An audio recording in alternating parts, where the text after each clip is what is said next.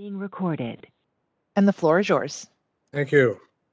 Good morning and welcome back to the second day of the board's April 29th to 30th, 2021 board meeting.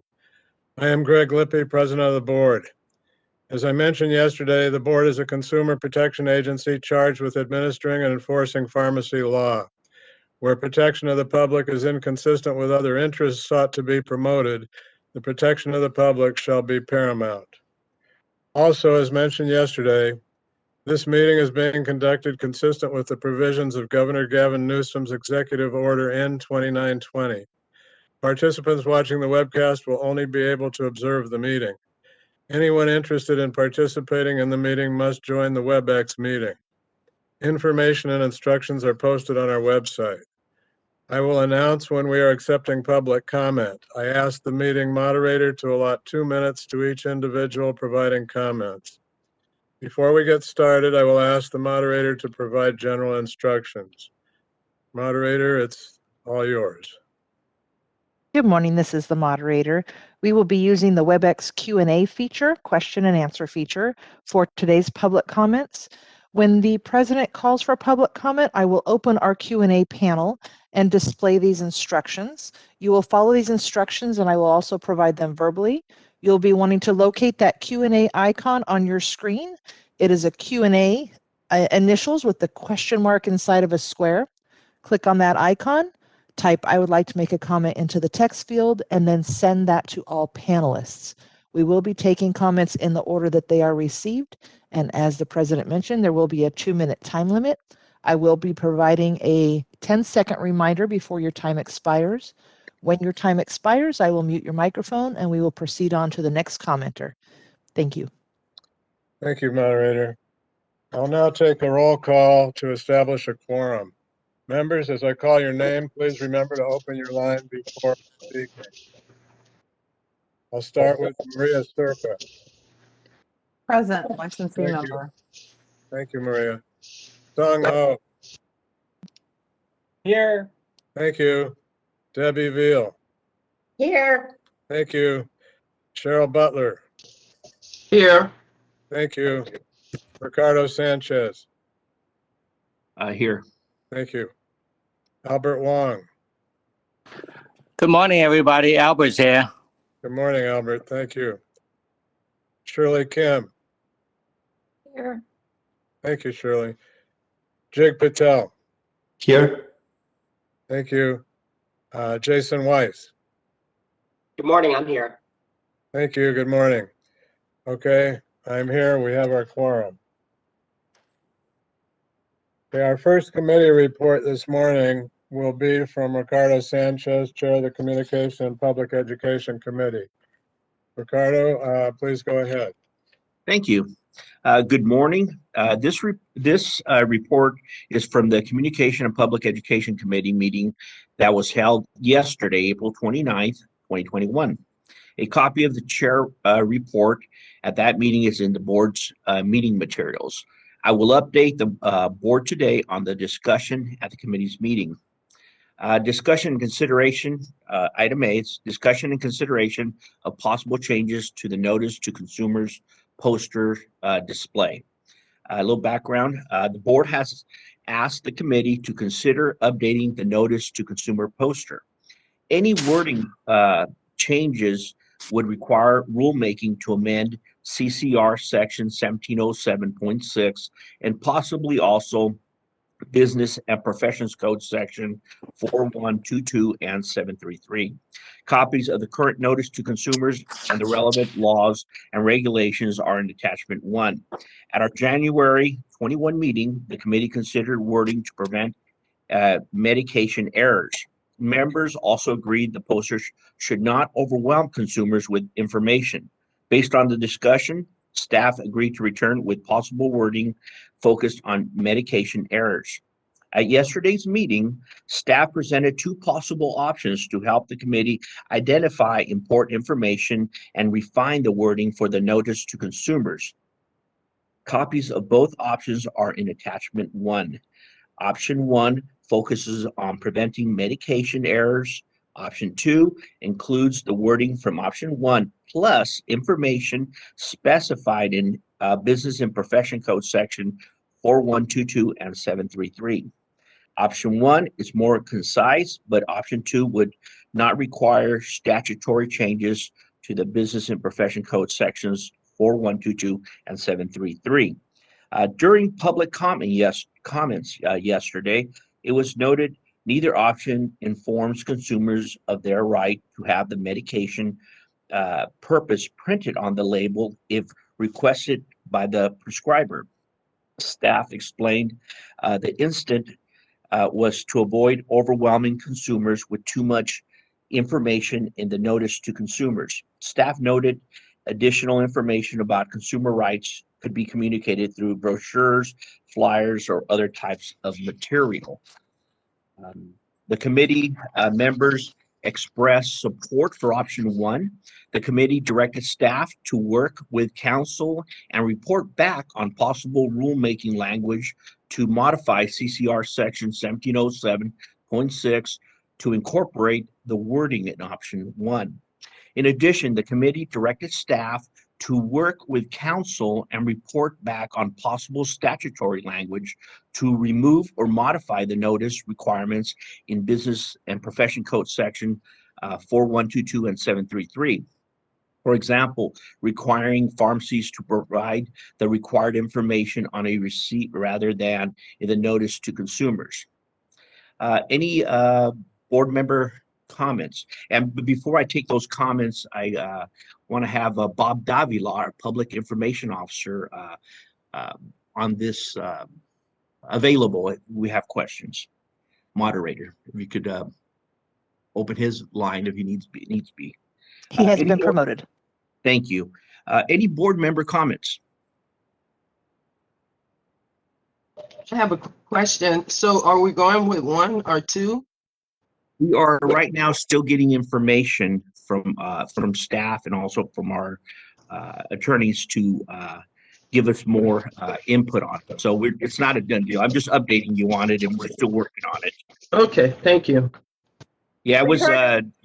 Yes. Ricardo, this is Debbie. I just want to add my 2 cents. I'm very glad you guys are looking at this.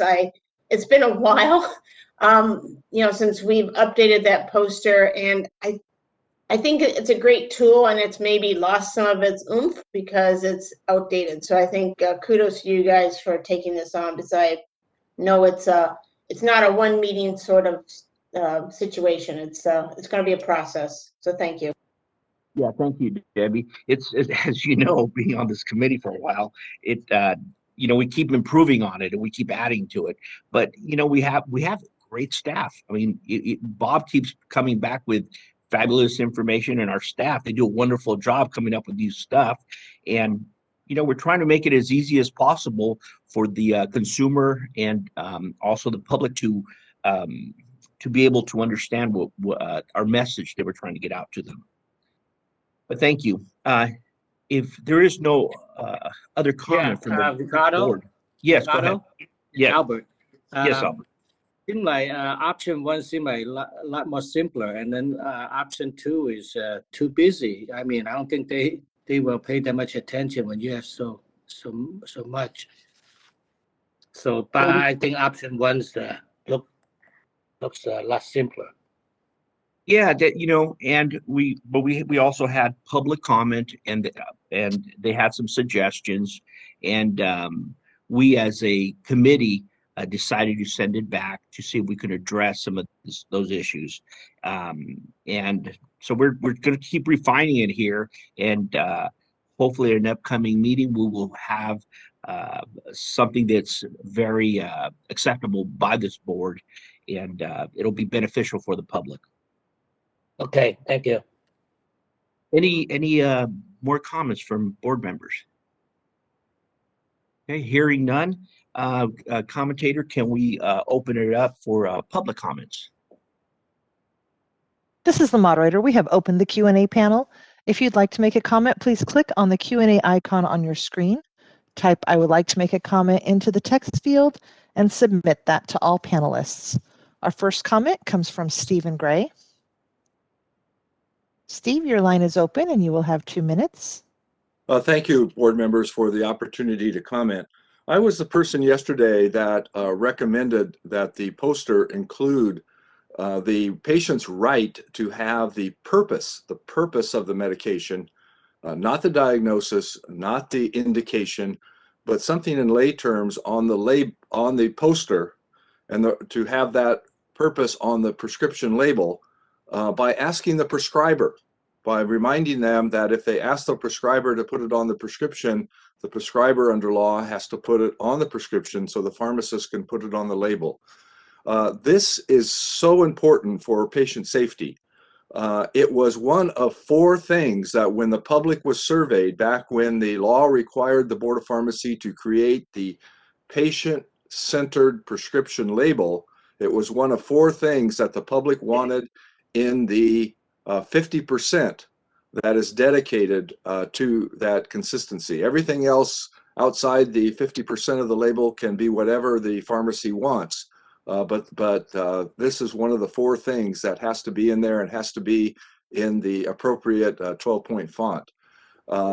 If we're not going to put it on the poster, then as was reported, another means should be sought by the Board of Pharmacy to educate the public. It's a massive task to educate the public, and I think they should consider seeking a public service announcements over radio and television, social media, going directly to consumer groups, especially the seniors that may not use social media so much. But it is so important to safety. It will save lives.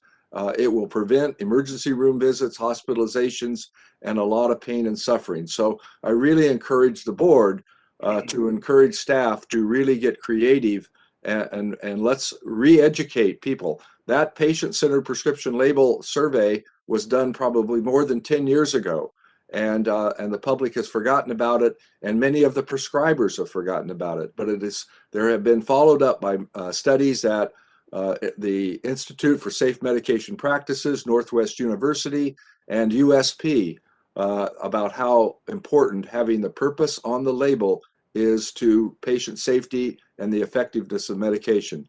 Thank you very much. Ricardo, I have a comment. Hold on, we're in public right now still.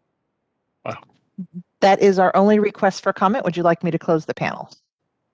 Yes, please. And thank you, Steve Gray. Stephen Gray. Yeah, Stephen Gray got it. Okay. Can I, any other comments from board members? Yeah, I had a comment on Steve Gray's comment. Yeah.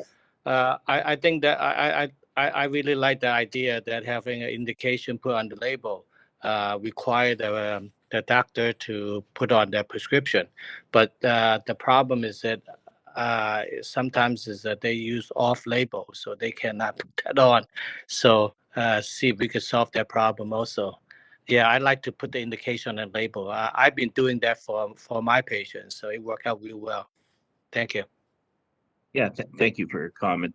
Yeah, like I said, it ceased to amaze me from Bob Davila, our public information officer, to our staff that help us put everything together and come back to us with recommendations. They do fabulous work. We've presented our reports to them, and they will come back with something, and we'll just keep building it till it's exactly what we all want. And I'll keep you all apprised of it as we go along. Any more comments from board members? I'm sorry, go ahead. Yeah, Ricardo, I just like to say also that I just really agree with what Steve Gray had to say. I remember being on communication and public ed 8 years ago, and we were talking about this. So I'm glad that is finally really being addressed. Thank you. No, thank you. And some of you who have been on our committee, we like to just try to move things along really fast because we know how long things can take. But for the public safety and also our licensees, we like to get progress, but we also like to cross our T's. So we obviously involved our staff and our attorneys. So I'm hoping to be able to come back to this board and give you a final, the best that we have.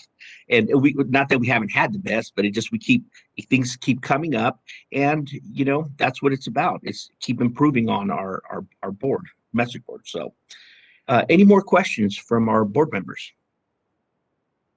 Hearing none, I will continue. We'll go on to our item number B, which is discussion and consideration of self-assessment process.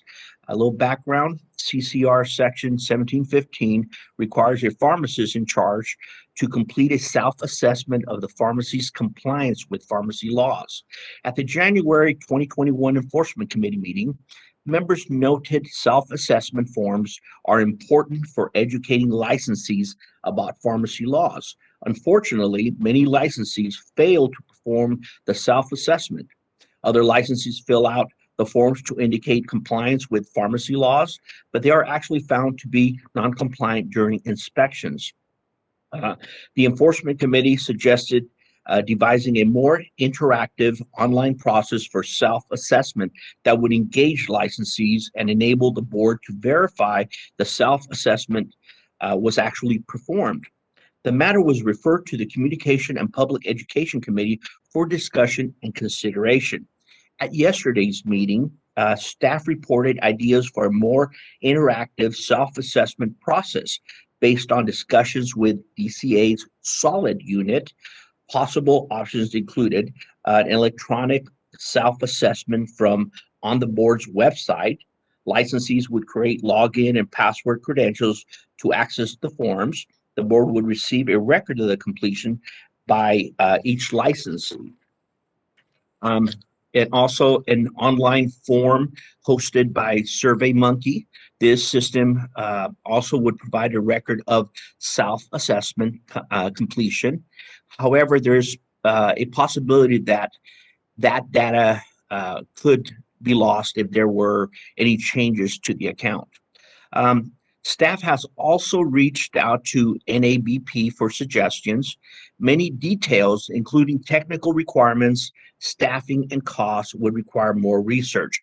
However, staff believes these ideas provide a starting point for the board to envision an interactive self-assessment process. During the committee discussion, members expressed support for changing the self-assessment process. It was also recommended that any electronic process include a function allowing a pharmacist in charge to complete the form in sections and save the information each time, rather than being required to complete the entire form at one time. During public comment, it was suggested the process also include a means for a pharmacy owner to review and sign the form in addition to the PIC. At the committee's direction, staff agreed to continue working with SOLID on refining possible options and report back to the committee on additional details to implement an interactive self-assessment process. Any board member comments? Hearing none, any public comments? Moderator, if you could open it up to the public. This is the moderator. We have opened the Q&A panel. If you'd like to make a comment, please click on the Q&A icon on your screen, type "I would like to make a comment" into the text field, and then send that to all panelists.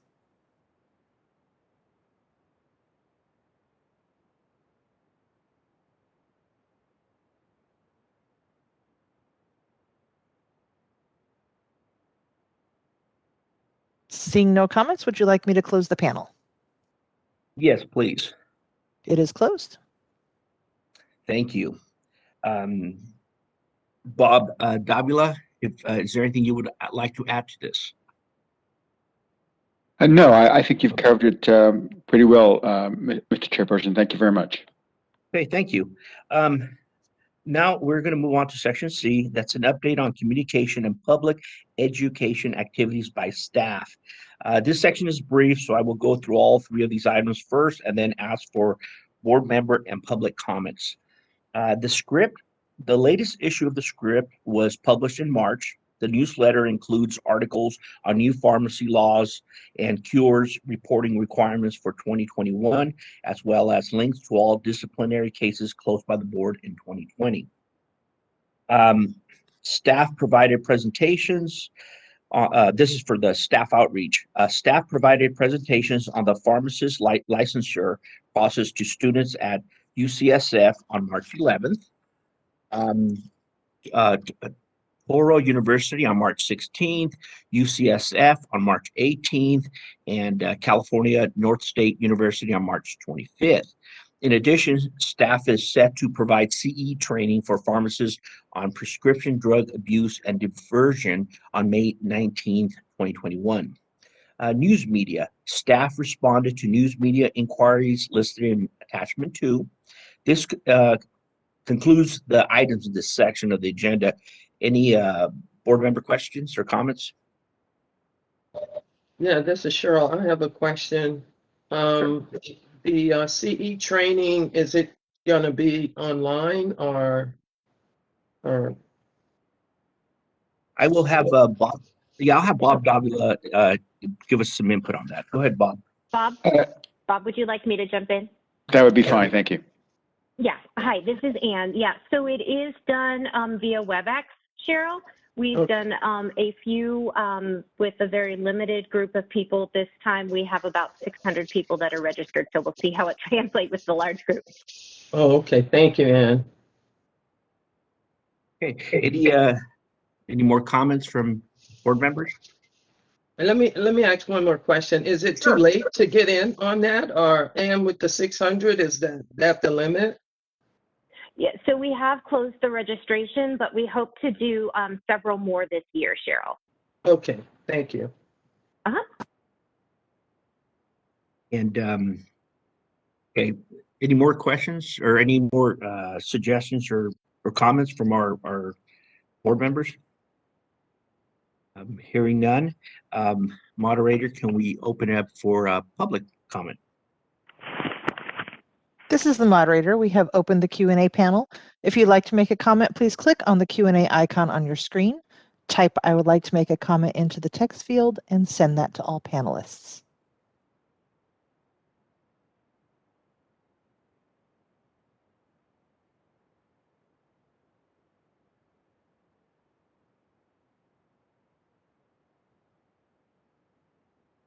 And seeing none, would you like me to close the panel?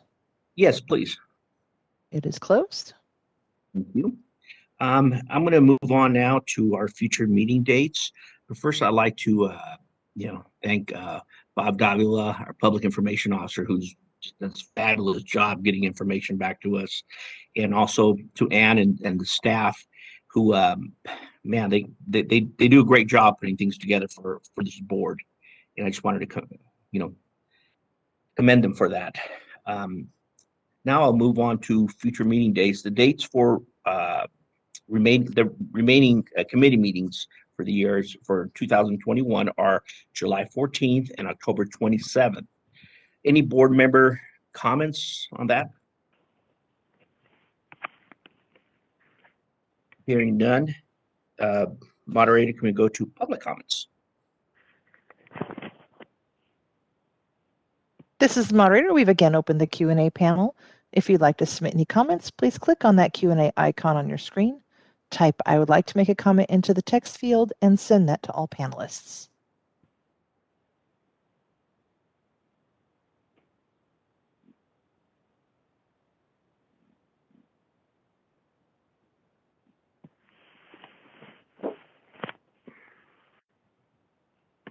And seeing none, would you like me to close the panel? Yes, please. Ricardo, great job. Well, thank you. If there's no other comments, this concludes the Communication and Public Education Committee report. And thank you very much for tuning in to us. Thank you. All yours, Greg. Thank you. Can you hear me, moderator? I can. We Cool. can. Thank you. Thank you. Okay. Yeah, my internet went out, so I'm on the phone. I just want to make sure I had an open mic. Okay, thank you, Ricardo. Great report. Next, I'm going to turn this over to Debbie Veal, who's going to give us the licensing committee report. Go ahead, please. Okay. Hi, this is Debbie Veal, Chair of the Licensing Committee. Our committee consists of Song Oh, who's the Vice Chair, Cheryl Butler, Jig Patel, Jason Weiss, and Albert Wong. I have to say that it's a very good committee, and we pretty much have 100% attendance at most of our meetings, so I appreciate the work and the time from my fellow board members. So the first thing I'm going to talk about is summary of the presentation by the Accreditation Council for Pharmacy Education, formerly known as ACPE, on academic dishonesty, including accreditation standards. As you may recall, in past meetings, we've had, we've discussed a lot in our committee about dishonesty. And so this was a great opportunity to understand ACPE, who goes out to the various colleges of pharmacies and accredits them, exactly how they look at dishonesty. And so we had a very thorough presentation by Dr. Jan Engel, who's the executive director at ACPE, as well as Dr. Gregory Boyer, who's the associate director of ACPE and director of professional degree program accreditation. And for any of the board members who may have done site visits with or site visit observations with ACPE, you probably have met Dr. Boyer because he quite often is part of those. But during the presentation, there was, they wanted to talk about how their accreditation standard deals with academic dishonesty, so that we know that when they go into schools and do the site visits, that they are actually looking at, that is one of the things that they look at. And sorry, my phone's ringing. And then also they want to discuss how they assess the standards. So during this, probably there's three main standards that they discussed that are involved, they think points to the dishonesty. And the first one is standard 9.1, which is around leadership and professionalism. The second standard that they pointed to is standard 10.17, which is called academic integrity, and that was a design specifically to ensure the credibility of the degree that's awarded, at the university level, and to make sure that there's minimal opportunities, hopefully none, for academic dishonesty, as well as standard 15.3, which is about the academic environment and specifically student misconduct, that the school develops and implements policies regarding academic and non-academic misconduct of the student and appropriately deals with them. So, as they're going through the site visits and evaluating the schools, they, those are pieces that they look at. They also talked about during their site visit that they have these questions that they ask when they have when they meet with they have a meeting like with the faculty, and they have a meeting with the students. And specifically with the students, they ask them what types of program recruitment material did you receive? Were these materials accurate and not misleading? And specifically, they ask them about the academic policies that they received to make sure that the students acknowledge that that they get academic policies and that academic dishonesty is included in those policies. And then when they're meeting with student affairs, so that's part of the administration, they also talk to them about what are the policies and procedures for handling student professionalism and academic misconduct issues. So from what they represented, it seemed like what they do at the site visit was very thorough and appropriate. The other thing that they did is in 2020, so I bring it up here, they did a survey of the students, a national survey of the students as well as the faculty. The students, one of the questions that they asked that was specifically around dishonesty, they're asking the students filling out a survey, and this was a survey question. I was aware of expected behavior with respect to professional and academic conduct. And so that was either strongly agreed or agreed by 98.7% of the students that they were aware that, you know, the behaviors that they were supposed to do as far as being professional. The second question specifically around dishonesty that they think points to being aware of this is the question that said the College or School of Pharmacy had an effective process to manage academic misconduct by students. And that one had a 84.8%. The students were either agreed or strongly agreed. And then when they asked the faculty the questions, the faculty question was the college school provided environmental and culture that promotes professional behavior among students, faculty, administration, preceptors, and staff. So once again, as I mentioned, 9.1 was one of the key standards that they think points to academic honesty or dishonesty, and that it's all about professionalism. And so that's why that both the students and the faculty, they asked kind of professionalism questions. And so the faculty felt, 87% of the faculty agreed that their schools promote professional behavior. And then the second question around academic dishonesty that they asked was the college school has an effective process to manage academic misconduct by students, and that it was around, I'm trying to do my math real quick here, is right around 80% of the faculty acknowledged that. So anyway, just kind of in summary, I felt like they did a very good job. I think the whole committee appreciated, what they presented to us. The full deck is in the attachment. I think it's attachment 1. And so they did a great job of going over the standards that address academic dishonesty and, making sure that the schools report and have policies. And then ACPE, does do things proactively to address dishonesty. So committee members, let's open it up first to committee members. I don't know if there's anything else, committee members, from that presentation that you'd like to add, perhaps that I missed. I think you've been extremely thorough, Debbie.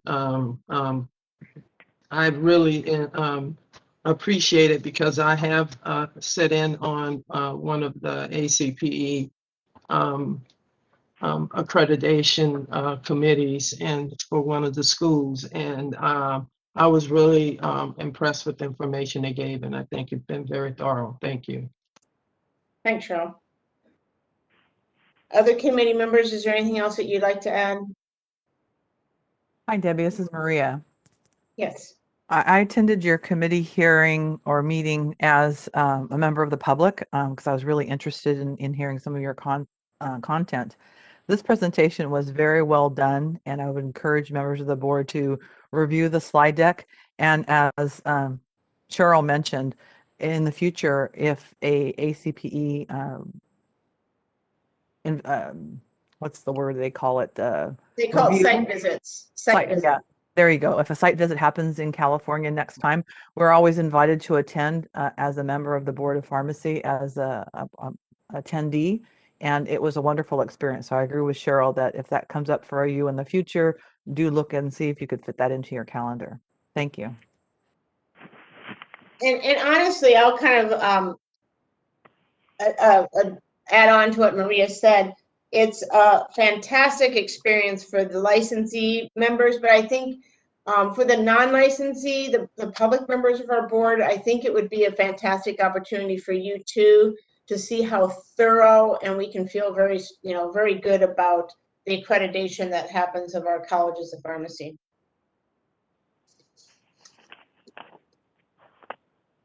Any other board comment? Moderator, would you open up the lines for public comment? This is the moderator. We have opened the Q&A panel. If you'd like to make a comment, please click on the Q&A icon on your screen. Type "I would like to make a comment" and submit that to all panelists.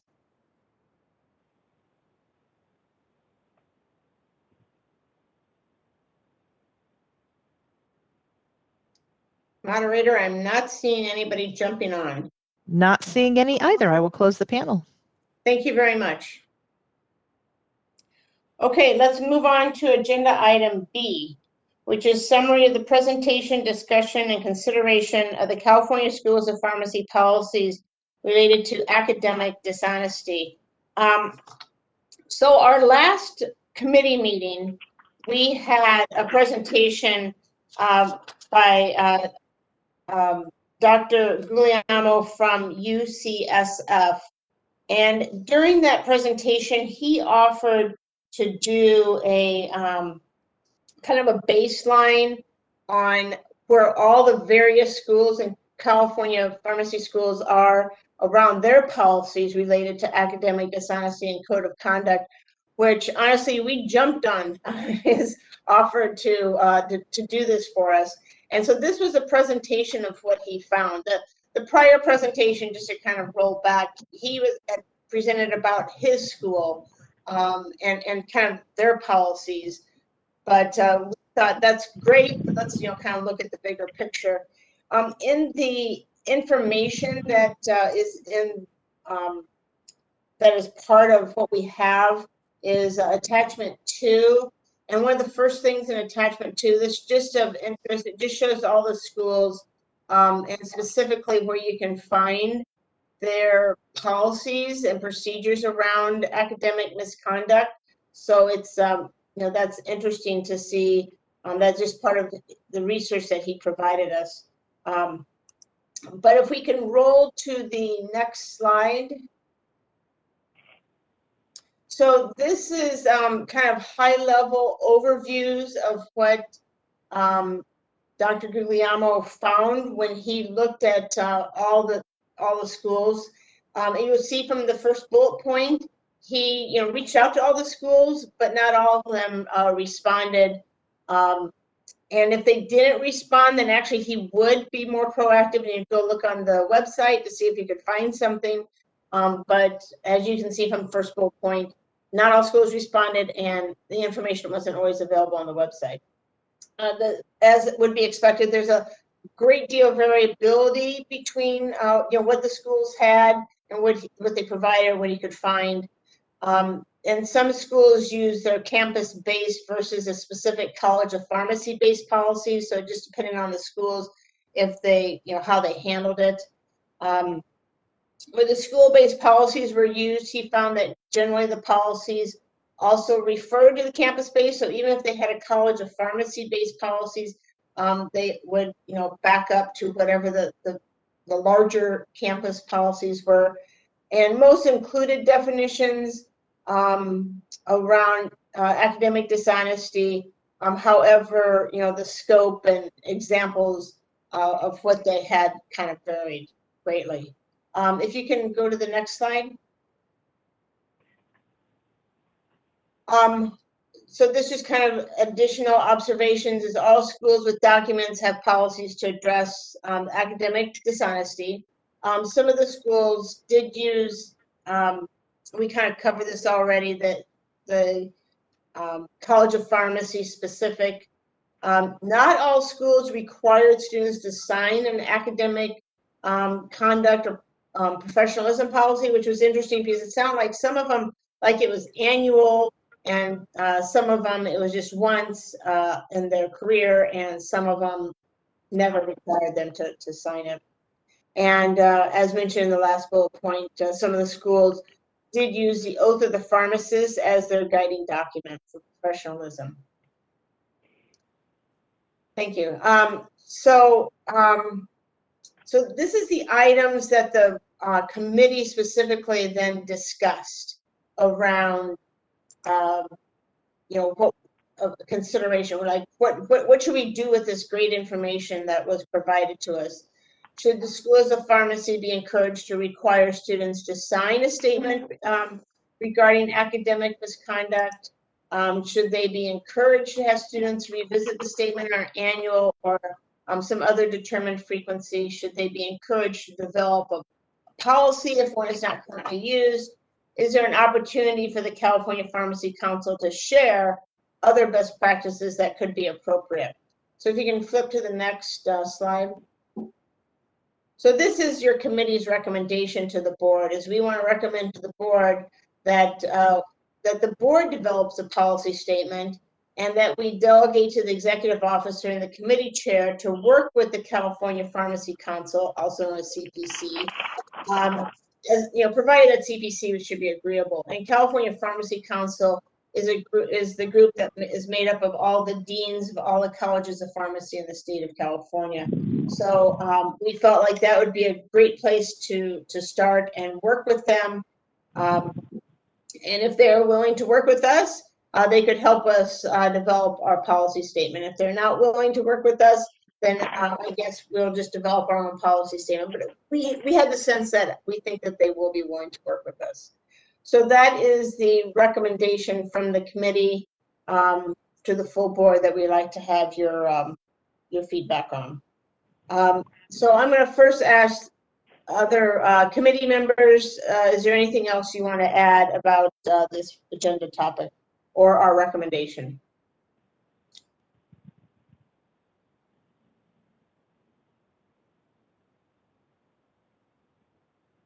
Okay, hearing none, how about other board members?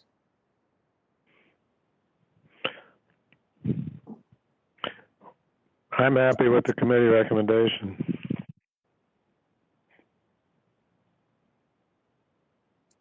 Okay, hearing no other board members, moderator, would you please open it up for public comment? This is the moderator. We have opened the Q&A panel. If you'd like to make a public comment on this item, please click on the Q&A icon on your screen. Type "I would like to make a comment" into the text field and send that to all panelists.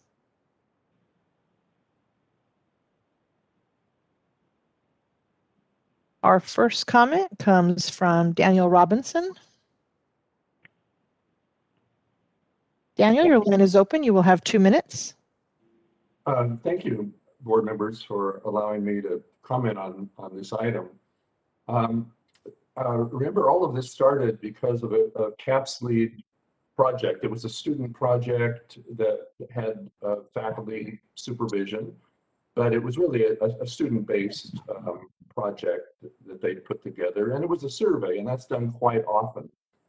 But I can tell you that the reaction of the board to this study has sort of dampened our interest in doing survey-related work.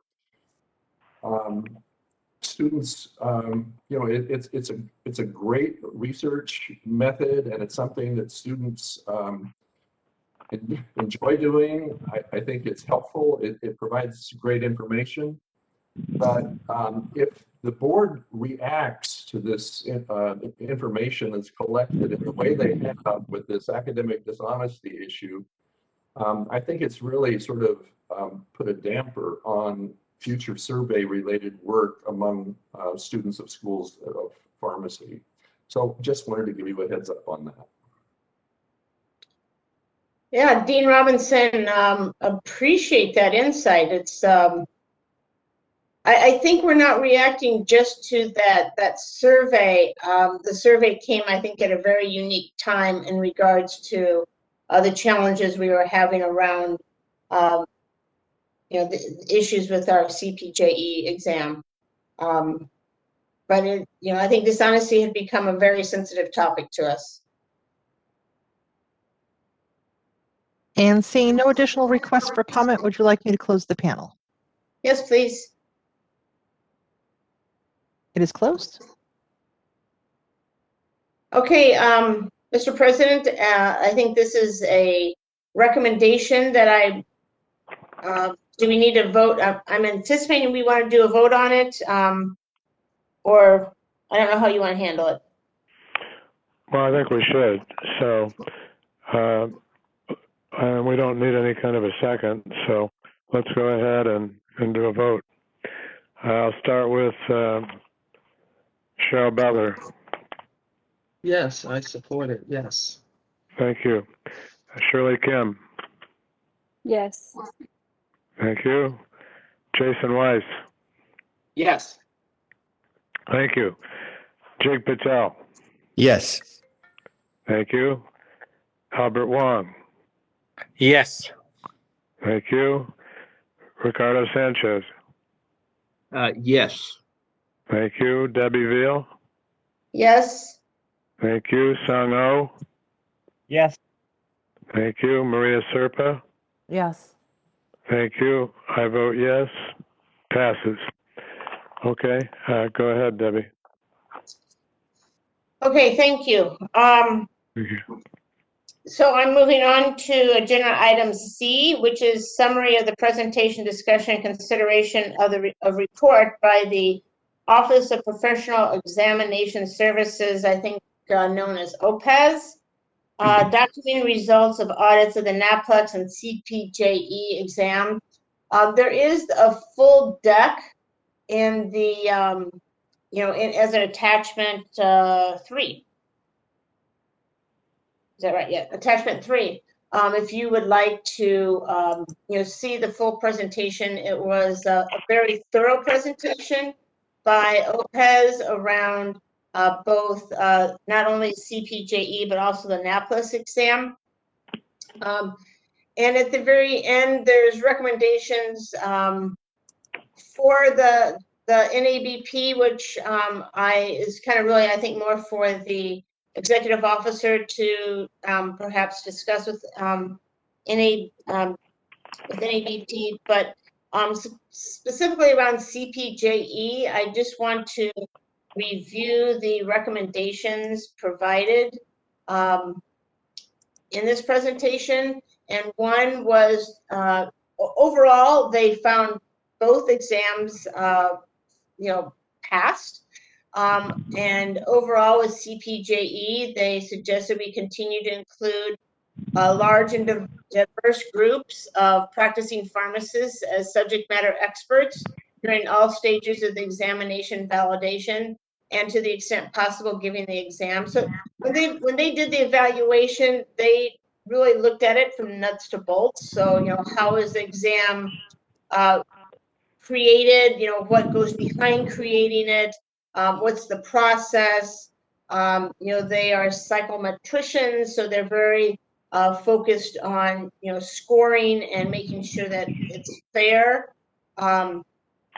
And that it's, once again, we're very sensitive to dishonesty, and so also making sure that it's protected as best as possible. Their second recommendation is to rotate the subject matter experts, and so i.e. regularly include new ones in the overall process of exam development and standard setting whenever possible.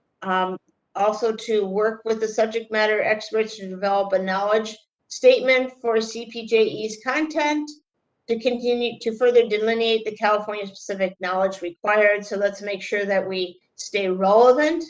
And then also the fourth recommendation was to monitor different pass rates of the same candidates on CPJE and NAPLEX over time to evaluate changes made in response to OPES's review and other mitigating factors. But, overall, they, did feel like our exams appropriately evaluate our licensees or potential licensees and provide to the state of California, practitioners that can safely work and provide the best service to the citizens of California. Board members, committee members, is there anything else you'd like to add to that presentation? I'd just like to say I was really impressed with OPES's presentation, and I really appreciate the fact that they're going to continue working with us. Thank you. Other board members, are there any comments that you have or questions? Well, I don't know if you mentioned it, but they did determine that it was necessary to continue with the CPJE. Yes, they very much felt like 2 exams were necessary. Yes. Ms. Moderator, can you please open up to the public for any comments? This is the moderator. We have opened the Q&A panel. If you'd like to make a comment, please click on the Q&A icon on your screen, type "I would like to make a comment" into the text field, and submit that to all panelists.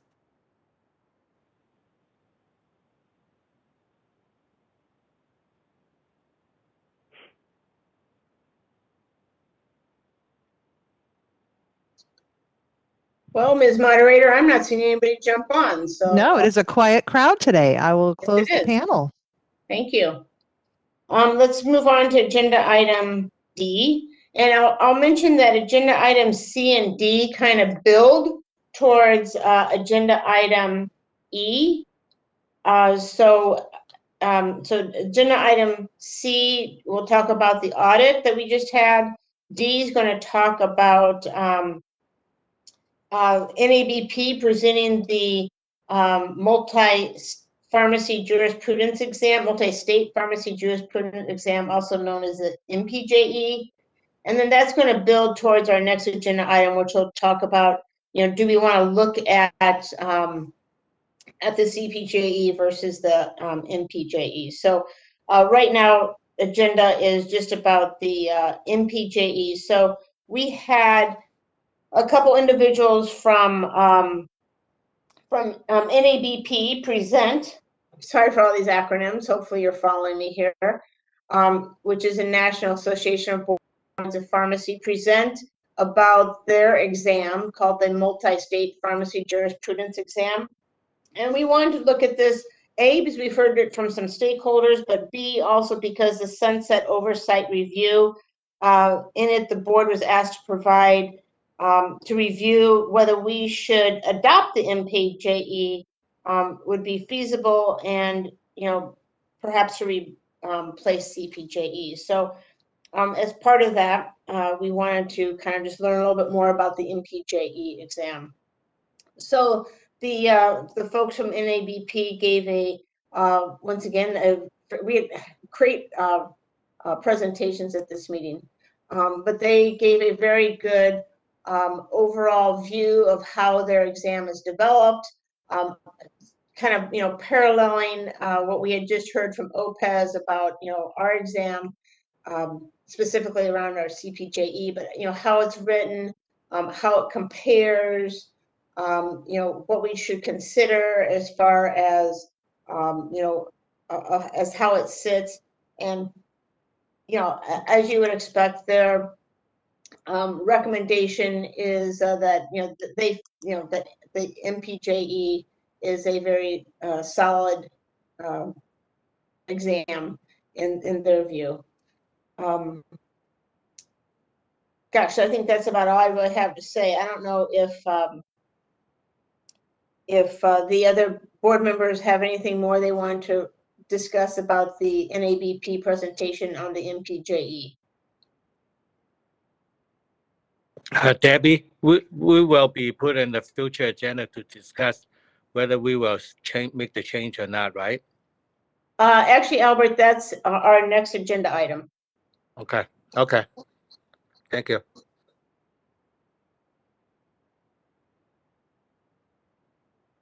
All right, not hearing any board comment. Ms. Moderator, would you please open it up for public comment? Absolutely. Public, okay, let me just say one thing before you. Okay. If you can just comment on NABP's presentation about MPJE. In a moment, like Albert was just mentioning, in a moment we're going to be on agenda item E, and that's where we're kind of going to bring it all home and talk about comparisons. Thank you, Ms. Moderator. If you can open it up now. Not a problem. We have opened the Q&A panel. If you'd like to make a public comment, please click on the Q&A icon on your screen. Type "I would like to make a comment" into the text field and submit that to all panelists.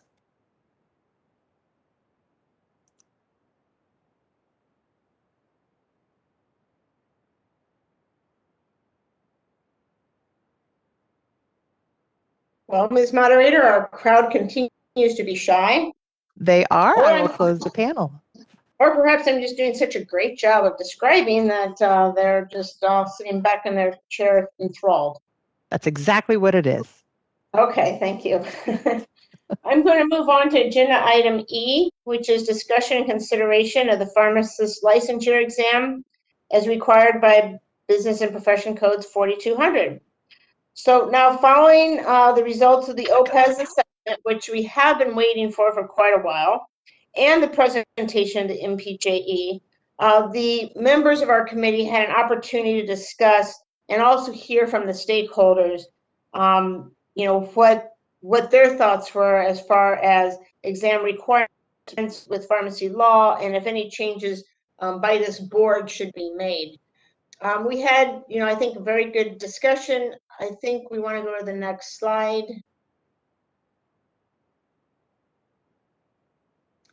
And after that discussion, the licensing committee is recommending to the board an audit and, if appropriate, transition to MPJE, the MPJE exam. So with that, I guess you could say it's a motion and no second would be needed. I will open it up first to any other committee members that want to add anything to this recommendation. And Albert, this is, I think, what you were talking about, right? I just want the full board to consider whether it's feasible or it's good for us to make the change. So we would like to have a discussion on the future agenda. Right. So what this would cause to happen is we're asking the full board to approve for us to an audit of the MPJE, just like we did for the CPJE, which would be required. Yeah. I think, the Yeah. statute. And then Yeah, that's good. And then based on what happens from that audit, anticipating that it's positive, then we could have a discussion. It'd probably go to the licensing committee to kind of look at that audit results. And then if all's good, perhaps recommend a transition. But the purpose of is taking a really solid look of possibly transitioning from the CPJE to the MPJE. Yeah, I'm good with that. Okay. Any of the other committee members want to add anything else? How about board members? Any questions or thoughts? Okay, Ms. Moderator, why don't we open it up to the public? All right, we have opened the Q&A panel. If you'd like to make a public comment, please click on the Q&A icon on your screen. Type, I would like to make a comment into the text field and submit that to all panelists. Our first comment comes from Danny Martinez. Danny, your line is open. You will have 2 minutes. Thank you. Good morning, members. Danny Martinez with the California Pharmacists Association. Just want to reiterate our support for this audit of the MPJE. We are excited to hear about this discussion about a possible transition. My quick question, and I know this was mentioned briefly, or rather mentioned at the licensing committee, although I was having some connectivity issues. Is there a brief description of what this audit would be looking for and what it would entail that the board would be willing to share? Yeah, Danny, it would be a very similar, it'd be the similar or maybe even the same audit that we just did on the CPJE. So it just, looks at the exam process and, kind of the nuts to bolts on how the exam is created, put together, all those boxes that we checked on the CPJE, we would make sure are checked on the MPJE. So if we do transition MPJE, we're, we don't want to give up anything. So we want to make sure it's going as good. Okay. Does that answer you? Is that good? Yes, it does. It does. And I guess kind of like my follow-up is, does the board expect to have the results of the audit by the next licensing committee hearing? No, I think OPES, you're an optimist there, Mr. Monty. I am. I live life that way. Okay, well, that was it. I had to wait. It was painful that we had to wait longer than we would have liked to for the OPES. So, it's probably going to take months, a couple months. I mean, I don't know if Ann wants to estimate the length of time, but, I think by statute, we actually have to do it this way. So. Okay, thank you very Yeah, much. Debbie. Appreciate it. Yes. Debbie, this is Ann. Yes. I have, as in anticipation of where the discussion was going, I have reached out to OPES, and they do believe that they will be able to complete the audit before the end of the year. So should the board determine it appropriate to seek statutory change, we should have the information and the timing as such that if the board chose to sponsor legislation next year, we believe that the audit could be done in advance to meet that time frame. Thank you for being so proactive. Appreciate that. All right, and our next comment comes from Daniel Robinson. Daniel, your line is open. You will have 2 minutes. Thank you.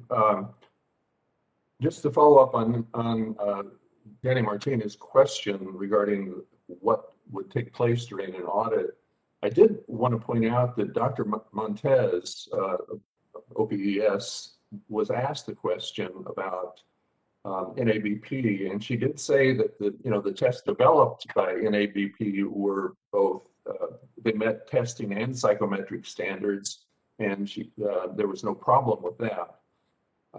An audit would be looking for how does it compare, how does the MPJE compare with the outcomes that you're looking for with the CPJE, and that's problematic because there is no equivalent, right?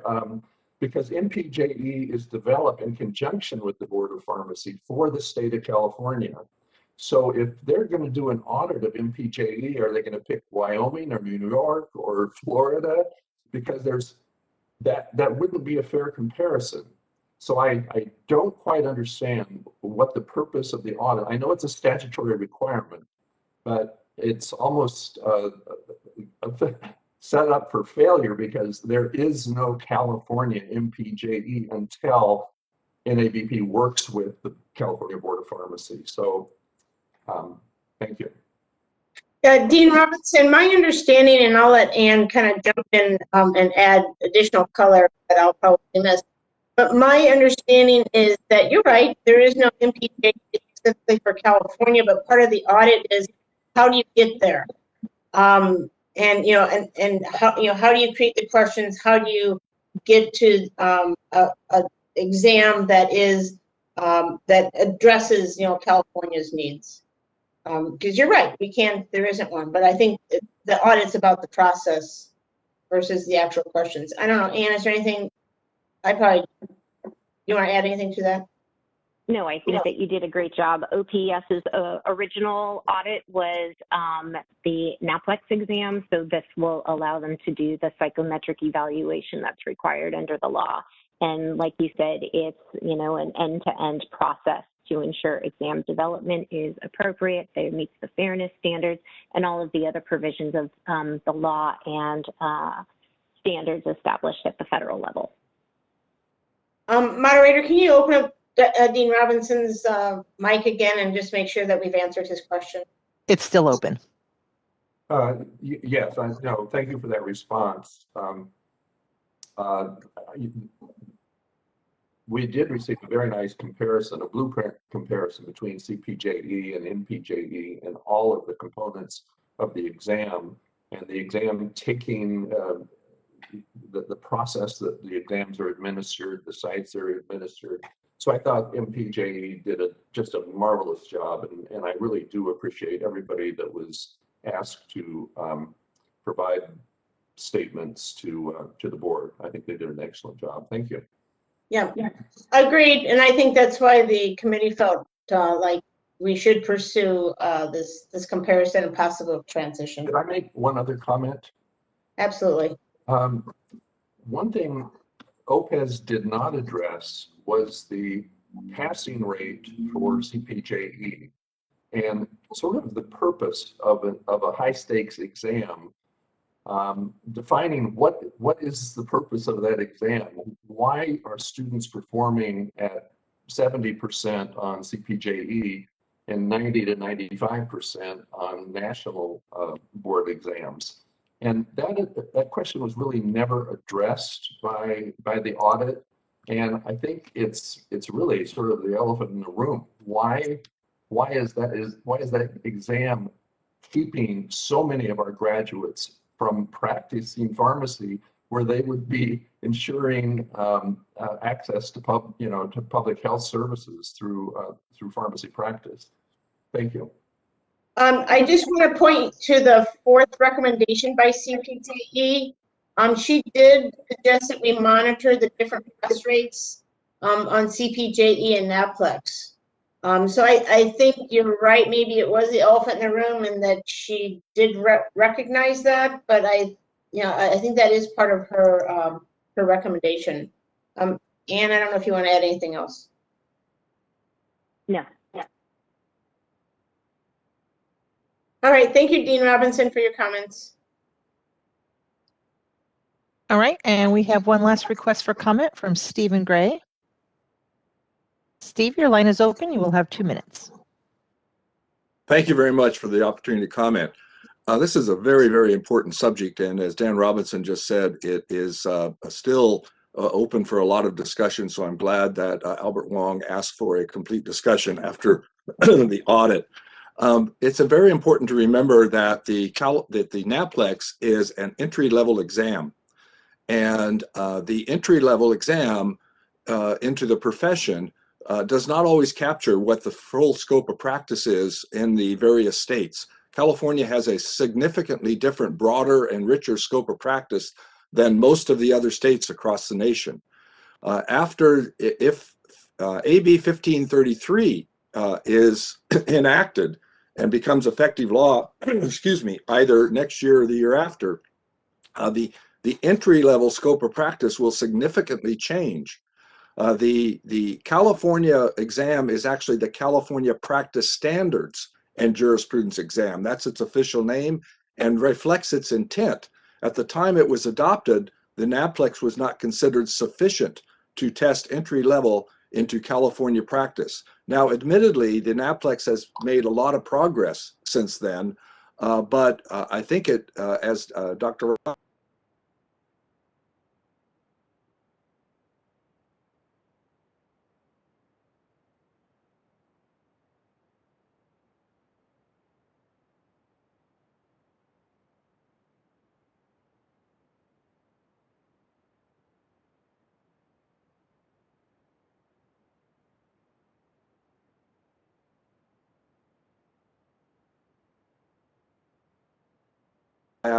the MPJE is California oriented just for the law. Some states, there is a trend of one so far, but remember that Idaho, for an example, doesn't even require a law exam for their students, a law exam for either about Idaho law or federal law. So it is very important that we really recognize the differences, especially when we grant licenses to people coming in from other states. And that will be an important part of the discussion after the audit. And I agree with Dr. Robinson's statement. There's a significant difference when you call something an audit, versus a psychometric evaluation. Thank you very much. Thank you.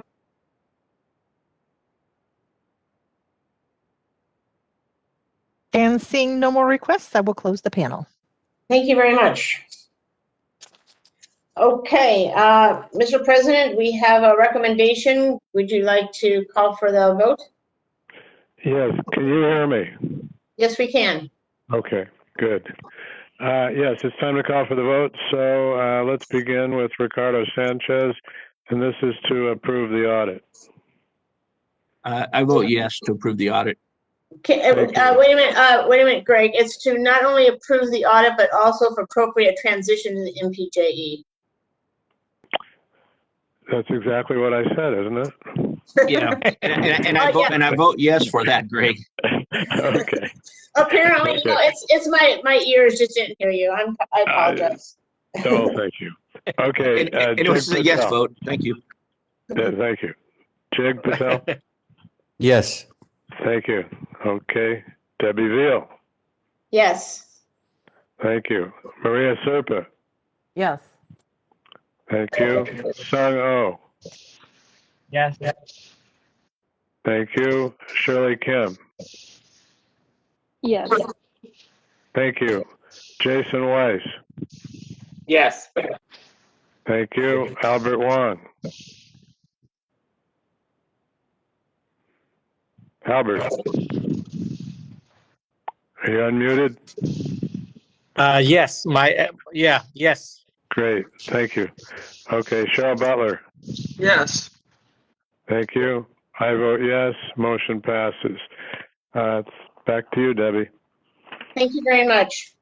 Thank you. I will be moving on to agenda item F, which is discussion and consideration of the statutory proposal to expand the authority for pharmacists to order and perform tests. And as you may recall, way back in August 2020, the DCA director issued an order that waived specified professional licensing requirement and amended the scope of practice for pharmacists and pharmacy technicians to allow them to perform a waived point-of-care test used to detect the SARS-CoV-2. Along with the waiver, guidance was released to inform and educate the pharmacists and pharmacy technicians of the clinical laboratory requirements that applied under that DCA order. And then at the October licensing committee meeting and subsequent board meeting, the board did create a policy around testing, which included not only support of moving the flu and COVID to statutory, but also to look for pharmacists to perform, the policy said to also have a more permanent solution for CLIA waive COVID and influenza testing. So when we were discussing this at a prior licensing committee meeting, we kept getting comments about, well, what about the other CLIA waive tests? So we wanted to bring back to the license committee to discuss, well, what about other testing? And we didn't limit it just to CLIA waive. We kind of opened it up to what other testing might we want to pursue for the pharmacists and statutory changes that would be necessary. So I think can we move to the next slide? Yeah. Okay, so these are the things that as a committee and then also from our stakeholders we looked at, and it was just really to stir up ideas around what do we really want to do? Is it CLIA waive testing? And we talked about CLIA waive testing around respiratory illness, around strep throat, sexually transmitted diseases, part of pandemic preparedness. Hopefully, in our lifetime, we won't see another situation like we just have lived through, and hopefully are at the end of, as well as any kind of CLIA waive test that would be necessary to reduce any kind of spread of disease. But then also in 6 and 7, we also threw out, is there any other kind of specimen collection that we should consider as far as we're changing this authority for the pharmacist? Is there any other specimen collection that should be included? Can you flip to the next slide, please? And so based on that discussion, both within the committee and based on what we heard from the stakeholders, what we voted on to bring to the full board was to recommend to the board expansion of its current policy and statutory proposal to include the authority for all CLIA waive tests and make permanent the provisions related to specimen collection. To delegate to the executive officer and committee chair the authority to work with the current author of the board's proposal for possible opportunity to engage and expand the current proposal. So in other words, we're trying to move this forward and to expand beyond just CLIA waive COVID and influenza. I will make one side comment that will be on a future agenda item that came up during the discussion. That is, once we do the testing, then there also has to be a treatment. That discussion of treatment based on this testing is going to be a future agenda item, but it's not part of this agenda, and it was not a part of our agenda that we were discussing during the committee meeting. It's not part of our agenda today, so we can't go there, but just please know that that is going to be a future agenda item. So my committee members, is there anything else you would like to add to this recommendation or the process? Okay, hearing nothing, how about rest of the board? Any comments, thoughts? Okay, hearing nothing. Ms. Moderator, will you please open up the phone line so we can hear from the public? This is the moderator. We have opened the Q&A panel. If you'd like to make a comment on this item, please click on the Q&A icon on your screen. Type "I would like to make a comment" into the text field and submit that to all panelists. Our first comment comes from Lindsay Gollahorn. Lindsay, your line is open and you will have 2 minutes. Thank you very much. Good morning. This is Lindsay Gollahorn with the California Retailers Association and the National Association of Chain Drugstores, and just want to express our strong support for allowing pharmacists to perform all CLIA waive tests. We do currently support the board's sponsored bill SB 409 that allows pharmacists to perform CLIA waive flu and COVID tests, and we think that authority should be expanded further to include all CLIA waive tests. And like Board Member Veal mentioned, we also think that this pharmacist should be able to initiate treatment. So when that discussion happens, we're looking forward to being involved. But thank you for this, and thanks for the licensing committee's work on this. Appreciate it. Thank you, Lindsay. And our next comment comes from Lorianne DiMartini. Lorianne, your line is open. You will have 2 minutes. Thank you, moderator. Good morning. CSH Lorianne DiMartini with CSHP, and we strongly support this recommendation of the licensing committee. By definition, a CLIA waive test is defined by the FDA as a simple test with a low risk for an incorrect result. This recommendation is also in alignment with CSHP's sponsored bill, Assembly Bill 1328, and hopefully we will have the board's support on that bill as well.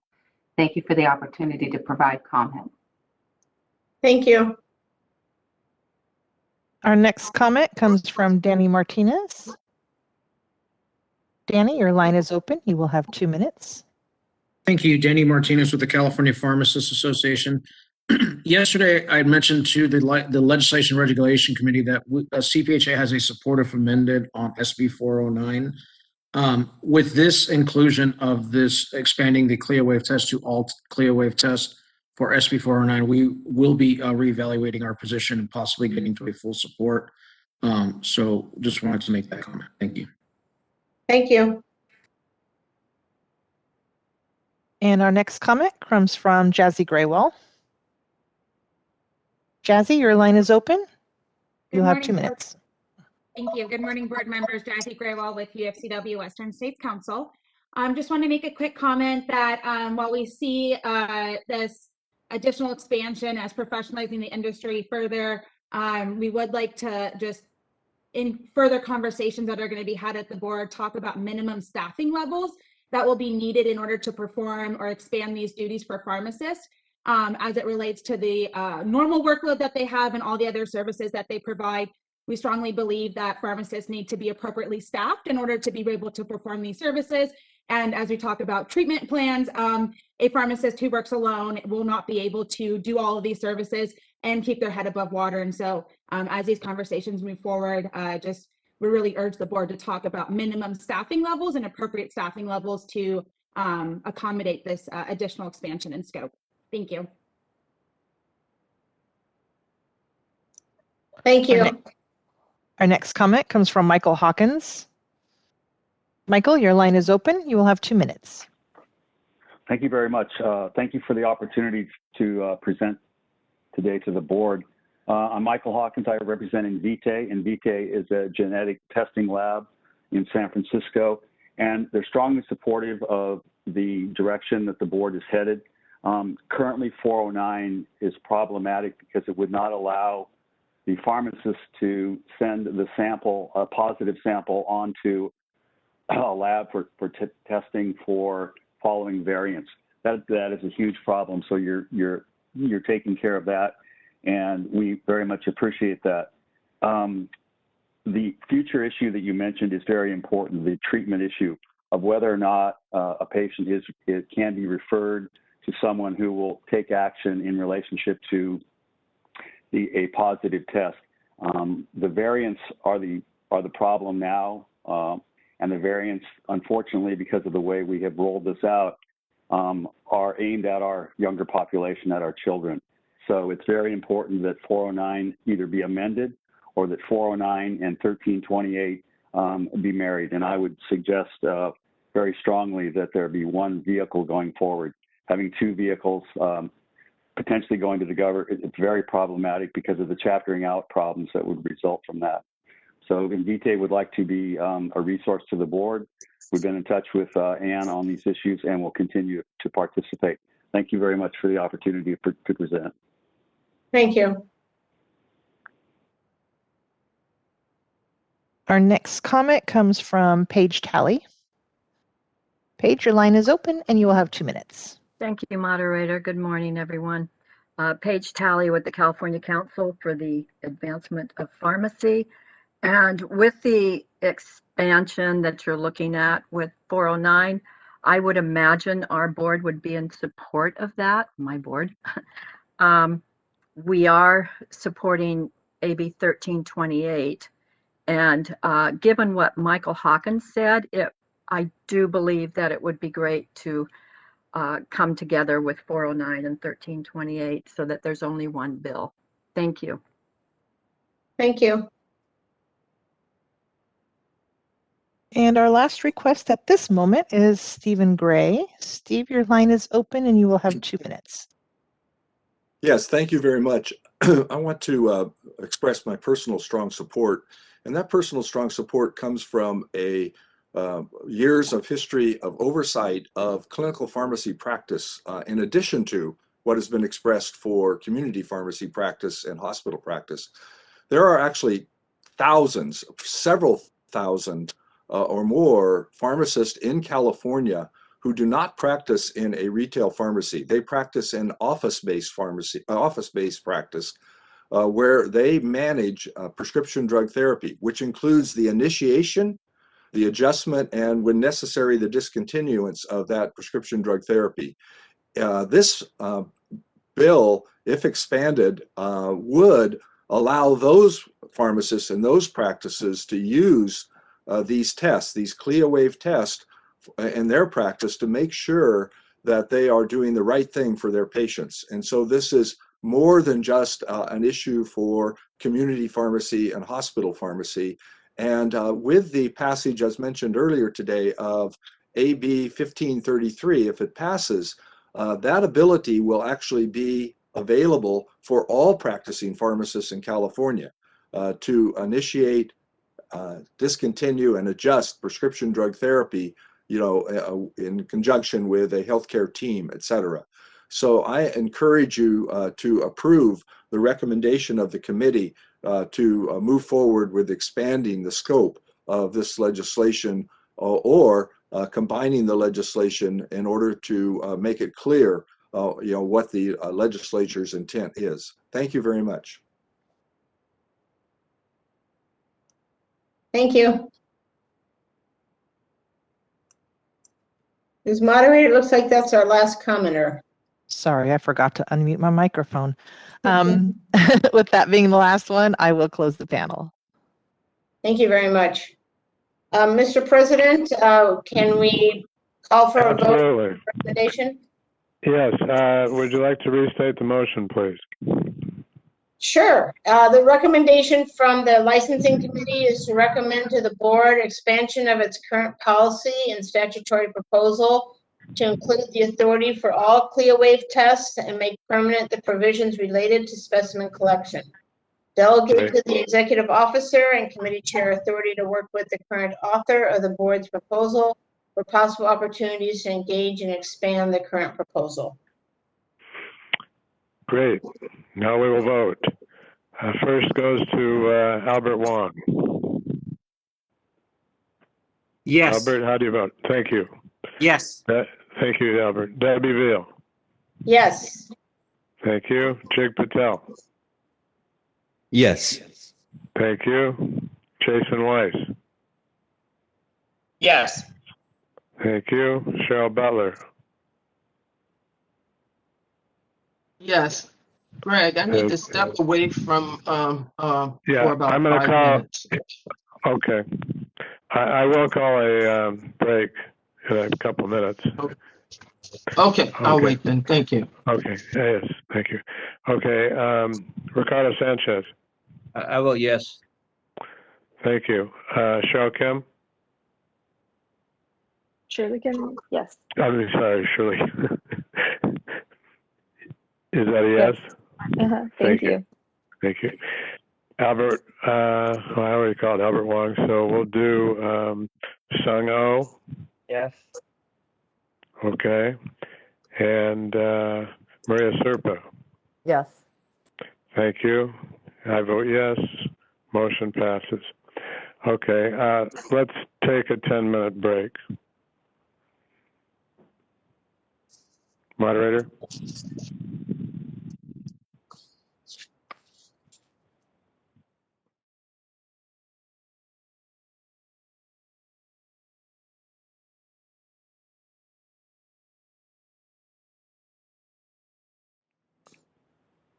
Moderator? Yes, I am ready to resume. This meeting is being recorded. Okay, I'll take a roll call to make sure we're all back. And I will begin with Shirley Kim. Shirley, are you back? Yes, I am. Thank you. Cheryl Butler. Yes, thank you. Thank you. Jason Weiss. I'm here. Thank you. Jig Patel. I'm here. Thank you. Albert Wong. I'm here. Thank you. Ricardo Sanchez. I'm here. Thank you.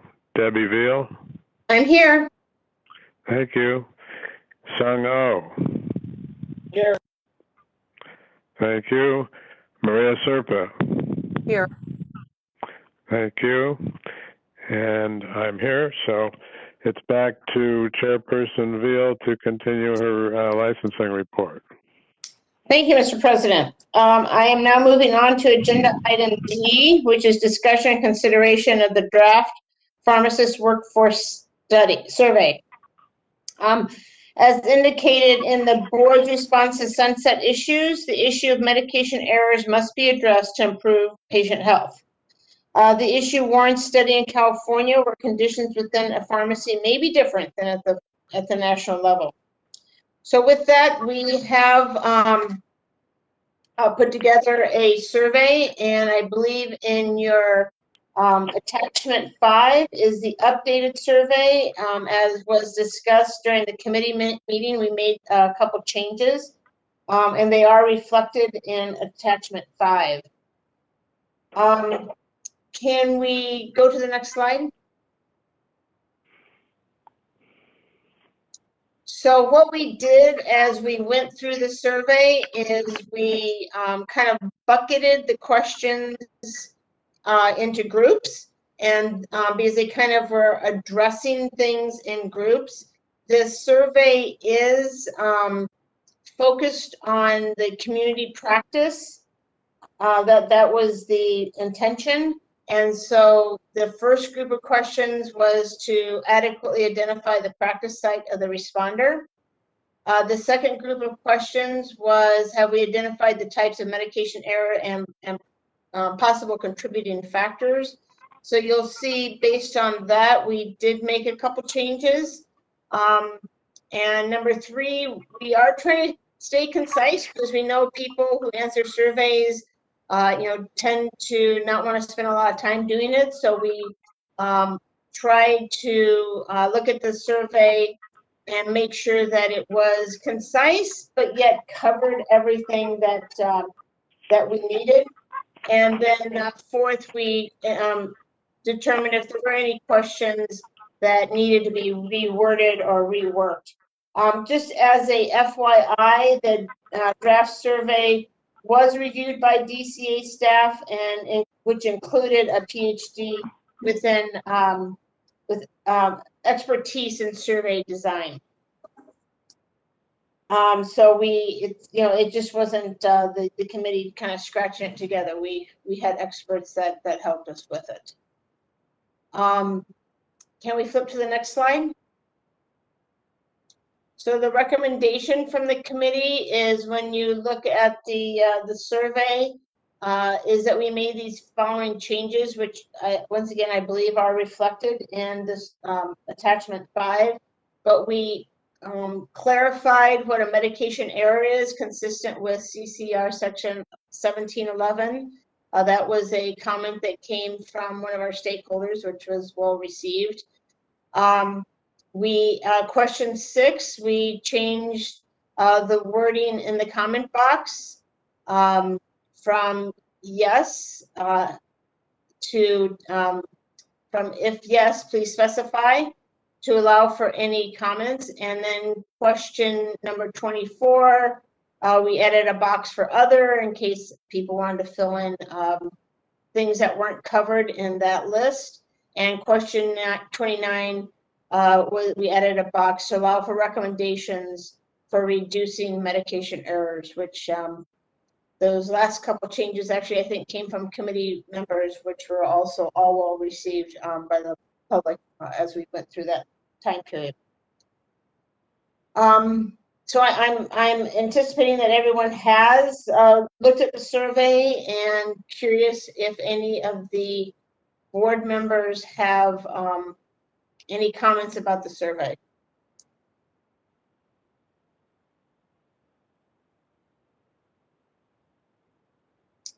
Okay, well, hearing none, Ms. Moderator, will you please open it up to the public? Absolutely. We have opened the Q&A panel. If you'd like to make any comments on this item, please click on the Q&A icon on your screen, type "I would like to make a comment" into the text box, and submit that to all panelists.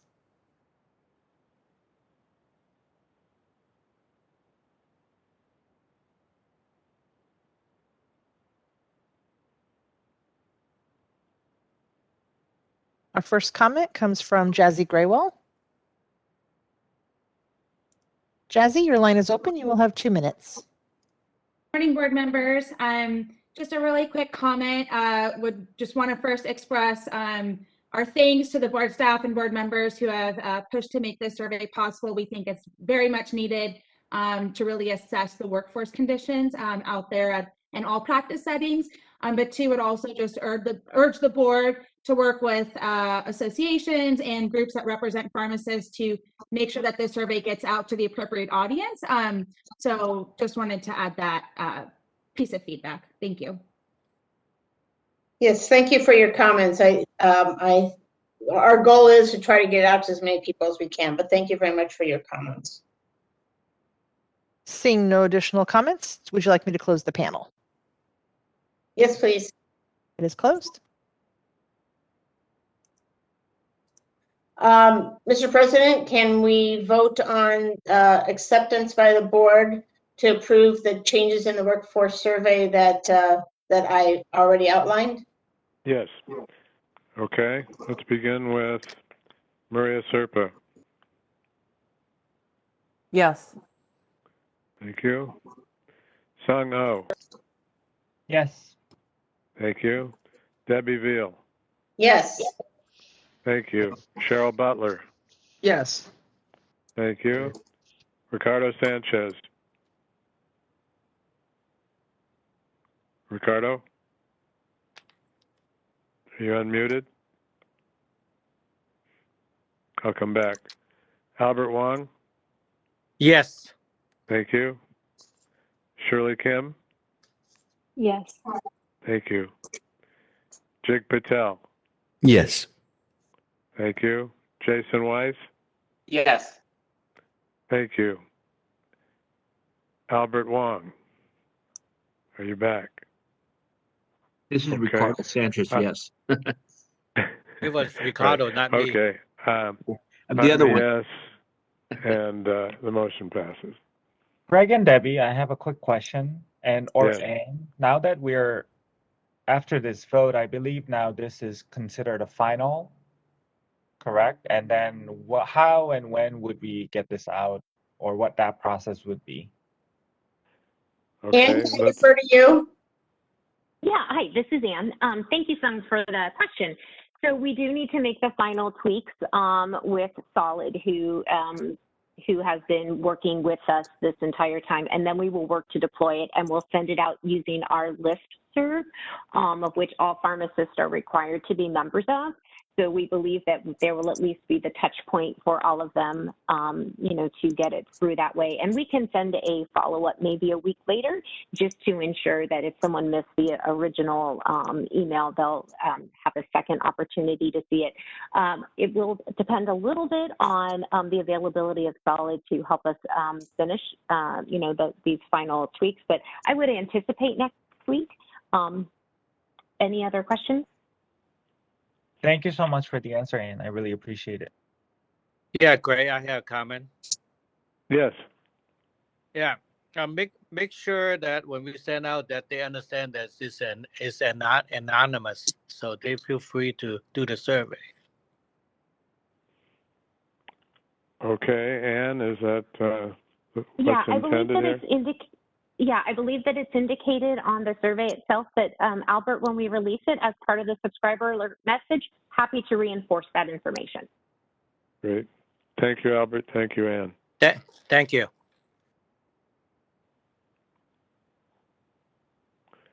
Okay, Debbie?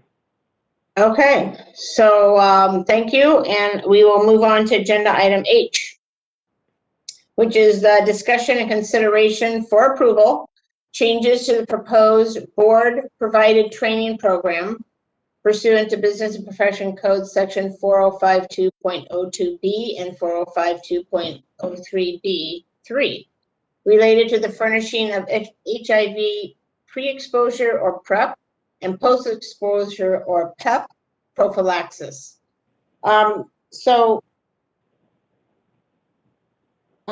Senate, as part of Senate Bill 159, the board, the committee had, the board had put together, sorry, I'm kind of a little discombobulated here for a sec. I need to get organized. We had, we put together a training program, and the prior person who was reviewing it stepped away, so we have a new expert, Dr. Betty Dong, who volunteered to assist the board to finalize our training program. And if you look in the attachment, you'll see Dr. Dong's CV and credentials, which are extensive. And so she looked at the presentation and provided an update, which we considered to be, there were some changes from what we had presented in the past to the board.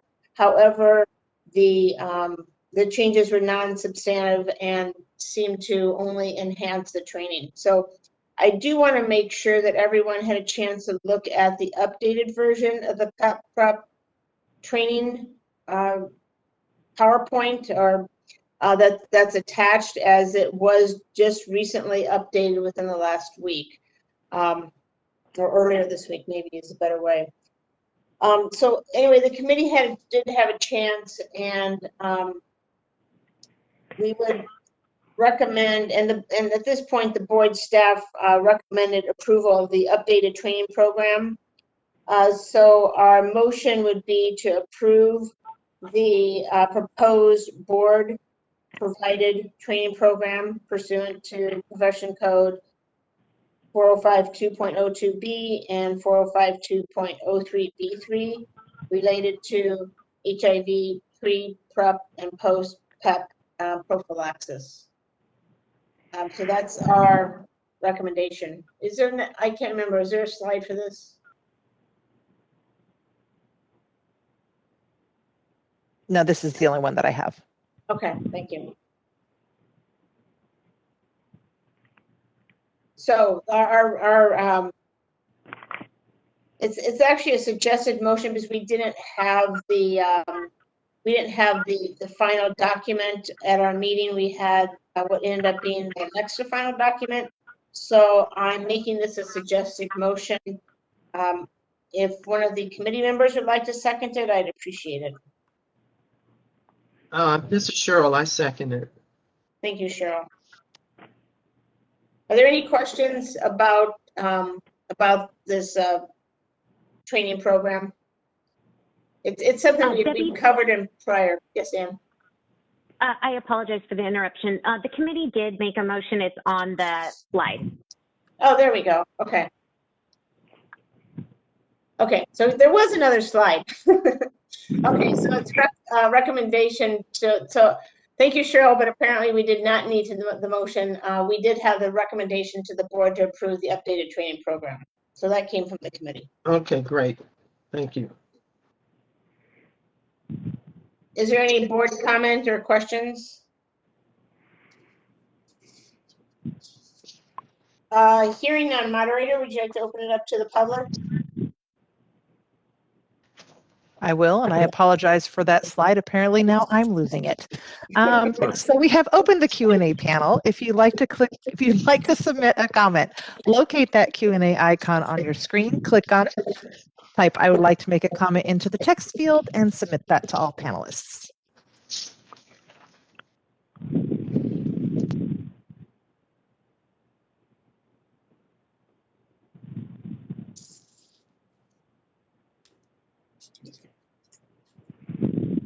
Well, Ms. Moderator, looks like they got shy again. They did. I will close the panel.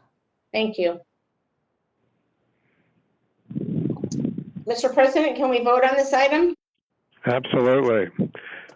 Okay, it's time to vote on the motion that was stated by Debbie that comes from the licensing committee. So first we will start with Ricardo Sanchez.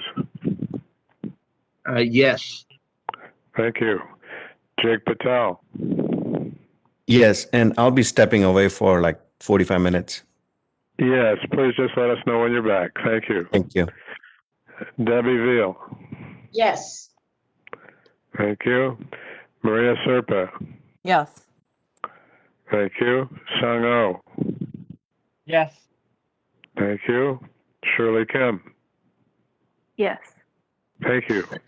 Jason Weiss. Yes. Thank you. Albert Wong. Yes. Thank you. Cheryl Butler. Yes. Thank you. I vote yes. Motion passes. Back to you, Debbie. Thank you, Mr. President. I am moving on to agenda item I, which is review and discussion of licensing statistics. All the statistics are actually attached in attachment 7, so I'm not going to go over them. I do want to address processing time because that is one of the things that our committee has specifically been trying to monitor and watch. The general application deficiency mail processing time by license type are provided as of April 3rd. And if you look at the data, it reflects that the time when an application or deficiency response is received by the board to the time it is reviewed by licensing staff. The standard performance processing time is within 30 days for initial application and is within 10 days for deficiency mail. The term current means that there's no item to review or the staff is currently reviewing items within 1 to 5 days for that type. So the staff continues to work diligently and have adjusted to review application and mail and electronically during this pandemic. Mailed electronically during this pandemic. Processing times exceed the standard processing time result from a combination of factors, including impacts as a result of the pandemic. But I do want to say that our staff has made great strides to try to hit our targets, and they've kind of shifted staff and focus on different areas as seems appropriate or directed by the board development committee. I have no other comments to make on the licensing statistics. Are there any questions by the board members? Hearing none, Ms. Moderator, would you please open up for the public to make comment if they wish? We have opened the Q&A panel. If you'd like to make a comment on this item, please click on your Q&A icon, type "I would like to make a comment" into the text field, and submit that to all panelists. First comment comes from Stephen Gray. Steve, your line is open. You will have 2 minutes. Yes, one of the things I'd like to bring up, I know it's an issue that is very serious across the country.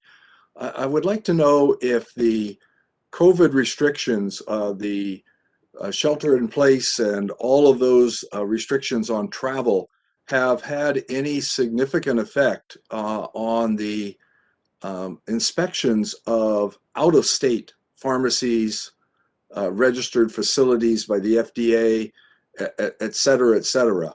We know from reports that the FDA's program for surveying facilities, especially foreign facilities, has seriously deteriorated during the last year, and virtually no inspections outside the United States are occurring, despite the fact that the press is replete with problems with the quality of drugs that are coming from facilities in various countries.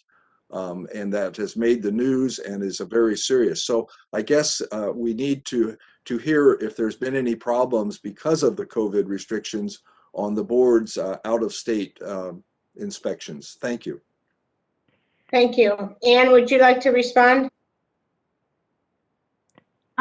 Sure, I'm happy to respond, but I'm not quite sure that this is a licensing processing time and statistics thing, but we have discussed this issue previously, and there is updated information on the board's COVID response as part of the executive officer's report. I guess I'm looking to Ms. Smiley, as it is agendized later on in the meeting. Would you prefer that I refrain from responding now and wait until the executive officer report? I think it's probably preferable for you to wait where it's on the agenda, because other participants may be waiting for your comments there at that time. Thank you. Well, that answers it. Okay. I'm sorry, Ms. Moderator. It's okay. Seeing no additional requests, would you like me to close the panel? Yes, please. Agenda item J is just the future committee meeting dates, which are July 14th and October 27th, both in the year 2021. And with that, Mr. President, my report has been submitted. Thank you, Debbie, for a very thorough report. Next, we will go to Chairperson Maria Serpa to provide the report from the Enforcement and Compounding Committee. Maria, the floor is yours. Thank you, Mr. President, and good morning, members. This will be a little bit of a lengthy report, and I appreciate everyone's patience as we go through each of the agenda items. The first subject is a summary and discussion of informational meeting on white bagging. I have a summary of the informational meeting from our committee that convened on the practice of white bagging. The committee publicized this informational meeting and also reached out to identified stakeholders to participate, with the goal of receiving various perspectives on this practice to ensure our education on the matter is comprehensive. We received a number of presentations, and I would again like to thank all the presenters and stakeholders that either participated in the meeting or provided written comments. The webcast of the meeting is posted on our website if you are interested. As some background, NABP published a report on the topic and included that white bagging refers to distribution of patient-specific medications from a pharmacy, typically a specialty pharmacy, to physicians' offices, hospitals, or clinics for administration. It is often used in oncology practices to obtain costly injectable and infusible medications that are distributed by specialty pharmacies and may not be available in all non-specialty pharmacies. Although our meeting did not cover it, it's important to note that there is another practice that's called brown bagging. This refers to the dispensing of medications for a pharmacy directly to a patient. The patient then transports the medications to the physician's office.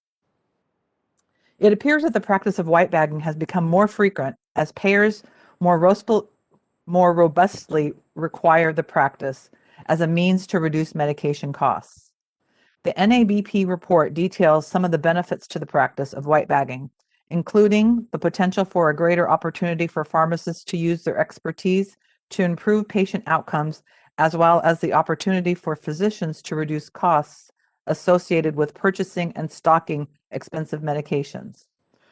From the payer's perspective, the benefits include cost savings through negotiated dispensing rates and increased transparency. Safety concerns have also been identified, including special handling that's required for many of these medications, which can pose safety, operational, and unexpected financial burdens. Additional challenges may arise as specialty pharmacies may not have access to patient medical records, as well as the unpaid expenses resulting from the coordination, storage, and handling of patients' medications until the drug is administered. The practice could present some challenges in instances where a change in dose or strength or a transition to a different class of medication is common.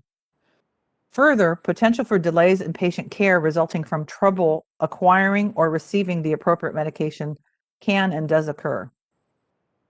As included in the NABP report, it may be incumbent on the board to determine who is accountable for verifying the authenticity and the integrity of these drugs before administration, as well as who would be responsible for a delay when a delay occurs.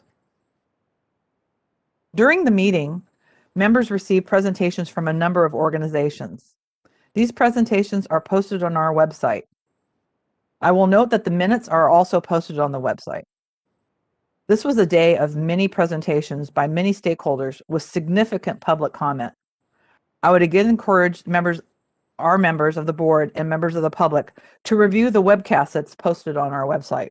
As I stated, it was an all-day long presentation, so I will only summarize a little bit here as to who presented and what the backgrounds were. Sarah Ream presented on behalf of the California Department of Managed Healthcare. The committee received a presentation from Charles Bakke, representing the California Association of Health Plans. Members also received a presentation from Yvonne Chung on behalf of the California Medical Association. We also heard from Dr. Thomas Semrad, who is the Medical Director of Clinical Research for the Gene Upshaw Memorial Tahoe Forest Cancer Center. He provided a summary on information on how white bagging has impacted his practice and his care of patients. BJ Bartleson from the California Hospital Association advised the committee on concerns with the practice, including patient safety and treatment delays. Representatives from the California Children's Hospital Association provided information on the risks and failure points white bagging introduces specifically for pediatric patients. Rita Shane from Cedars-Sinai Medical Center also presented. She was also the originator of this request to the board to discuss the issue of white bagging. Dr. Stephen Thomas, speaking on behalf of the California Society of Health System Pharmacists, shared many of the same concerns as the other speakers. Dr. I'm going to say this incorrectly, I apologize. Azizian provided a presentation on behalf of the Keck Medical Center of USC. And the final presentation we received was from Dr. Diane McGowan, representing PIH Health. Before I open up to comments, I wanted to share a few updates that have occurred since the last meeting. There have been ongoing discussions by national stakeholders on the issue of white bagging. This includes a recent letter that was sent to the FDA by the American Hospital Association and the American Society of Health System Pharmacists. They sent a joint letter. You may ask, what are other states doing?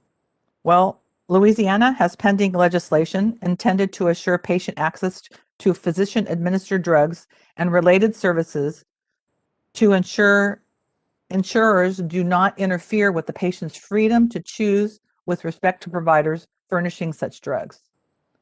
Texas also has pending legislation that will require health benefit plan or the pharmacy benefit manager to allow an enrollee to obtain specialty drug from a physician office or hospital outpatient infusion center that provides and administer a specialty drug.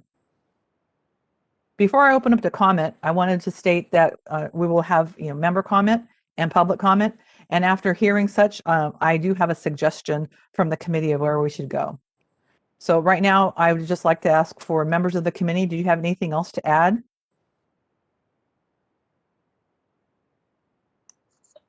I think you did a great job of summarizing it, Maria. Thank you, Debbie.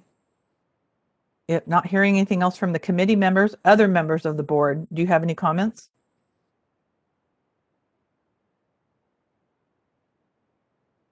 Okay, I think we're ready for public comment. This is the moderator. We have opened the Q&A panel. If you'd like to make a comment on this item, please click on the Q&A icon on your screen.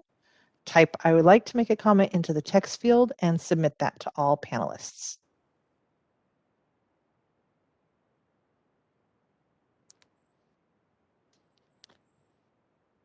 Our first comment comes from Rita Shane. Rita, your line is open. You will have 2 minutes. Thank you. Thank you to the members of the Enforcement Committee as well as to the members of the board for taking a serious look at this. I can tell you on behalf of health system pharmacy and providers that this is a critical issue. And just to add on to the excellent summary, Maria, that you provided, I wanted to say that we all know that drug costs continue to escalate, especially in the cancer space and for chronic diseases that are being treated by very, very expensive biologics. As payers and employers struggle with these costs, policies such as the one you've heard, wide bagging, are put into place to reduce costs, but at the risk of really impacting patient safety in a very, very significant way.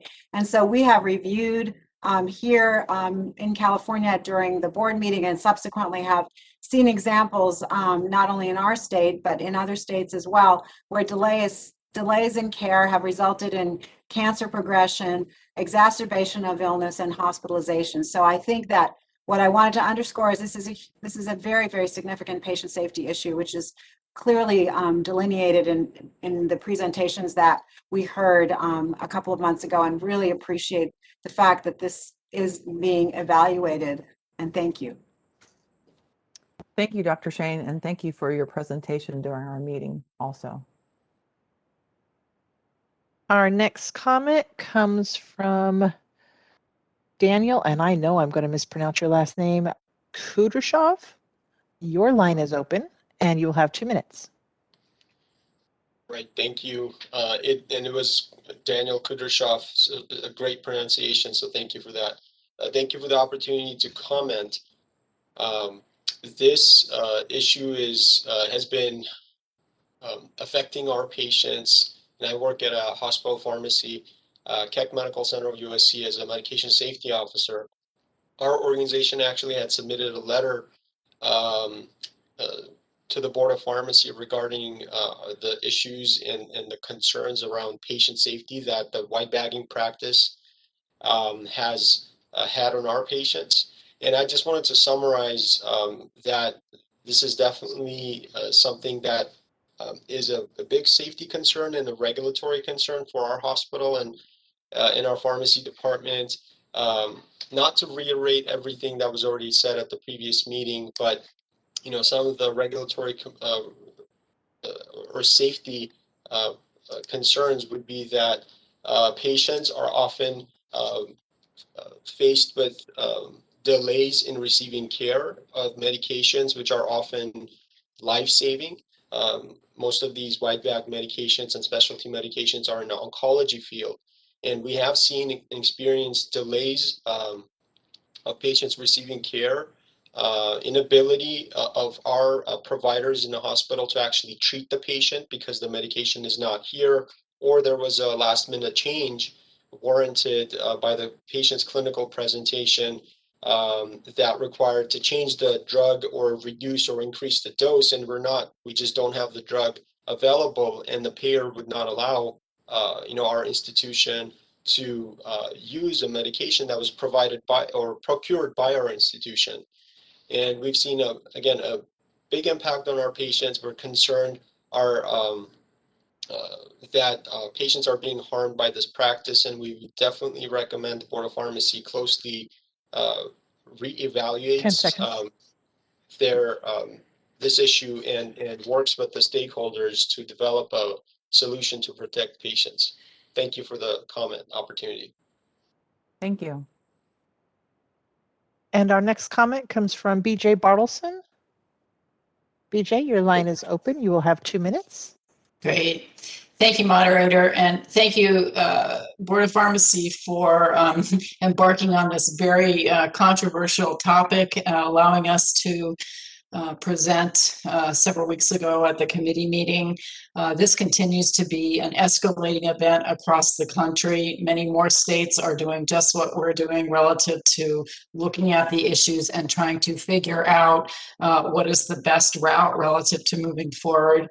I would tell you CHA and our hospital members are extremely concerned about patient safety. And I would also comment that several states are now looking at data and realizing that while the payers may be saving money on their end, that a number of the costs are being placed back on the patients. So it's not only a safety issue for our patients, but it's also a cost enhancement to them.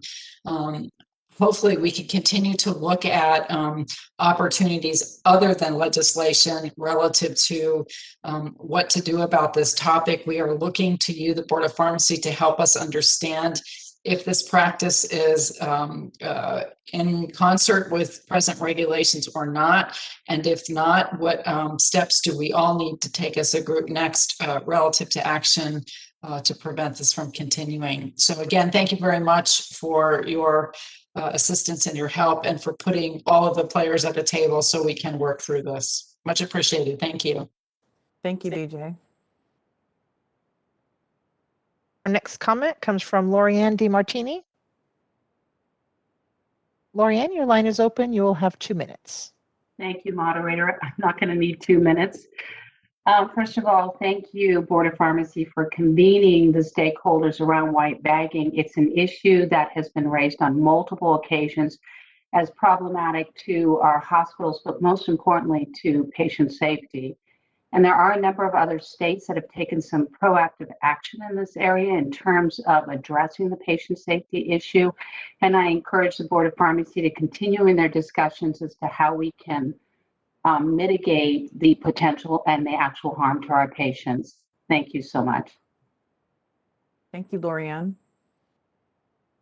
And that concludes our requests for this one. I will close the panel. Thank you. So members, now we're at the point of determining what additional action we can take on this topic. One idea is that we continue our education on the emerging landscape of this topic. As I stated, it's being discussed at the national level and at many states. We can also request that staff evaluate the actions that are being taken in the other jurisdictions and keep us informed. Another thing to note is that during the Legislative and Regulation Committee report, SB 524 may address some of the patient safety concerns that we raised during the white bagging meeting also. So members, any suggestions of next steps or actions?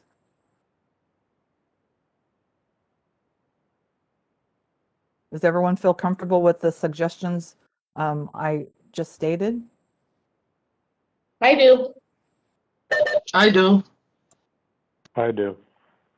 So it's my understanding that those suggested actions do not require a vote. Is that correct? Correct. Okay. Any other comments before we close this topic? Great. Nope. Okay, great. Well, thank you all for your patience, and thank you all to the presenters and the stakeholders that presented at our meeting. It was very informative. The next item is summary of presentation on the National Association of Boards of Pharmacy compounding data sharing. During our meeting last week, the committee received a presentation by NABP on the development of the compounding data sharing project. The presentation covered the basic provisions of the FDA MOU, that's Memorandum of Understanding, and the many obligations set forth in the MOU, including reporting and investigation activities. The presentation focused primarily, however, on the NABP system developed, they have developed a system to assist with some of the reporting requirements established by the MOU. I note that the presentation slides are included in attachment 1 of the chair report. Members, do you have any questions or comments regarding the presentation? Hi, Maria. I have a couple questions on it. This is just first one is the state map was kind of black and white, and I really could not decipher what each states were doing. So I would really appreciate a color copy. And the second question is, what are the reasons why other states are not adopting it? Because I read some states are deciding not to do this. And I feel like, correct me if I'm wrong, but I feel like this would work only if all the states kind of participate. So those are my comments. Okay, so a couple of things there. Thanks, Sung, for those great questions. First question is actually for staff. Is the presentation on the website the color version that he could see the map better? I will have to look and see what the link is and happy to send that out. Okay, thank you. The second question really is, I think we're going to discuss more in agenda item C, which is discussing in consideration whether we should sign the MOU. But as what was presented by NABP, they just gave a background summary of their tool to help you enforce the MOU. And so the reasons behind why some of the states are not signing it, we kind of went through at the previous board meeting, but there are things that we're going to talk about, I believe, in agenda item C that may cover your question. If they don't, Sung, can you repeat them so that we make sure we get your answers? Will do. Thank you, Maria. Okay, thank you. Any other member comment? Okay, I think we're ready for public comment. This is the moderator. We have opened the Q&A panel. If you'd like to make a comment on this item, please locate that Q&A icon on your screen. Click on it, type "I would like to make a comment" into the text field, and send that to all panelists.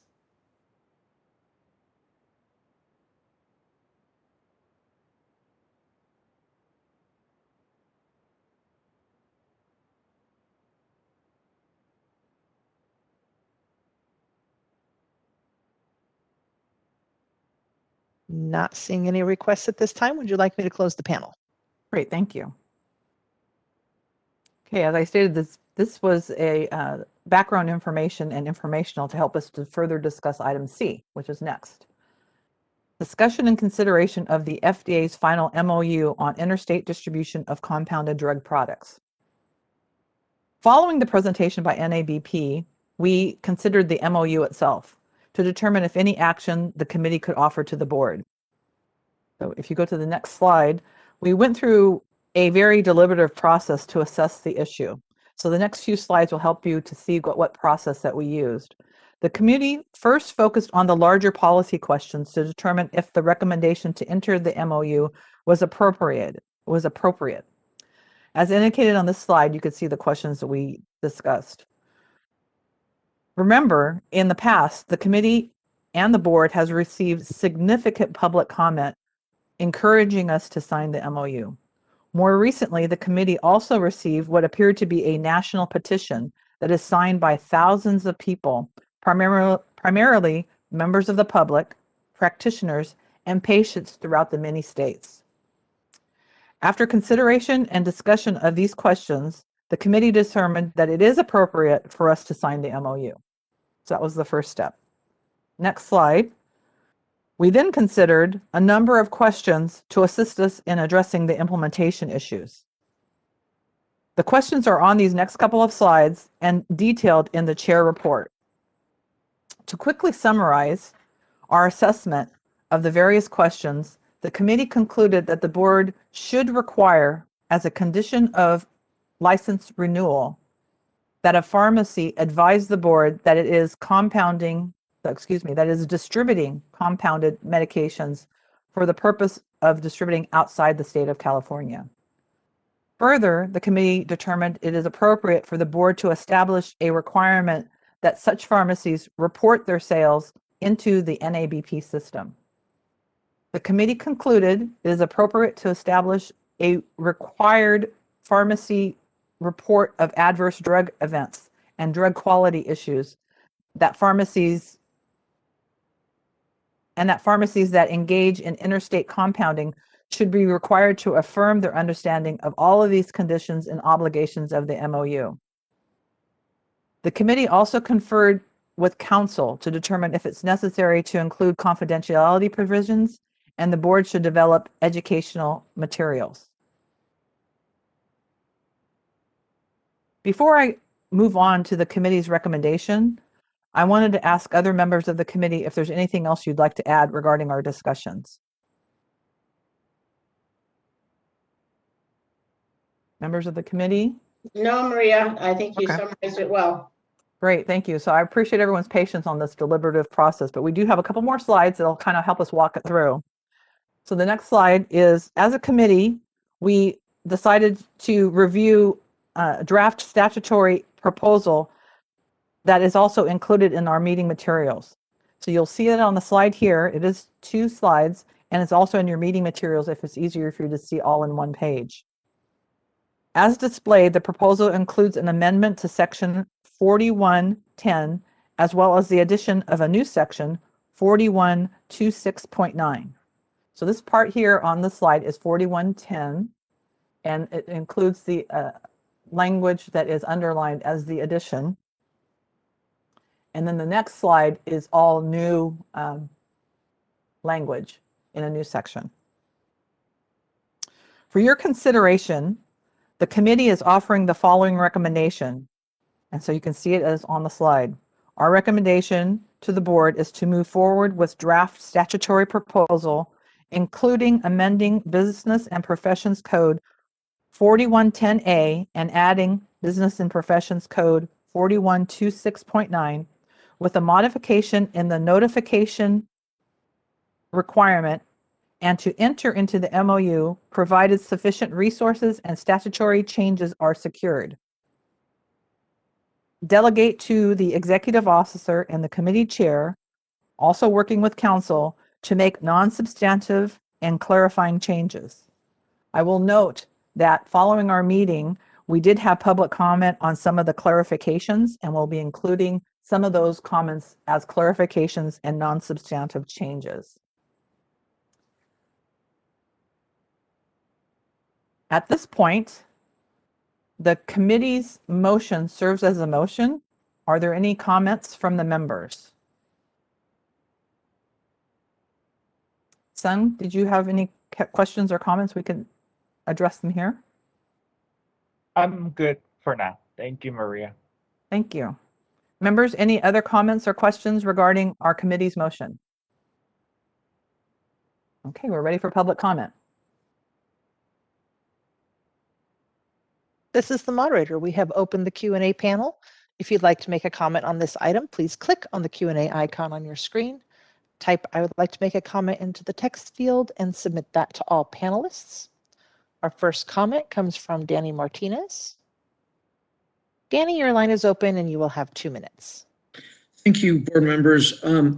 During the Enforcement and Compounding Committee, I did make comments regarding a slight modification that CPHA is requesting. And after further analysis, I actually have 2 requested changes. So the one that I mentioned during the committee hearing was on when you're adding section 4126.9 under subsection A, the way it reads right now is that all pharmacies located in California that distribute compounded products can only do so under the conditions listed forward. As some of you might know, the MOU that is being debated does not apply to veterinary compounds. It only applies to human compound. So I had requested to add the word human between distribute and compounded to clarify that these requirements are for human compounded preparations only, and as to not affect veterinary compounds. In addition to that, after rereading the language in 4110, I would also recommend putting human compounded prescriptions in the last line between including and compounded. Again, we don't want veterinary compounder or pharmacies that do veterinary compounding to be affected by this or to be prohibited from distributing interstate compounded preparations because the MOU wouldn't apply to them. I understand that, I believe, and the chair can correct me if I'm wrong, that would be considered non-substantive. I would have a slight disagreement with that and would request this committee, or the board rather, to include it in the statutory proposal. Thank you. Thank you, Danny.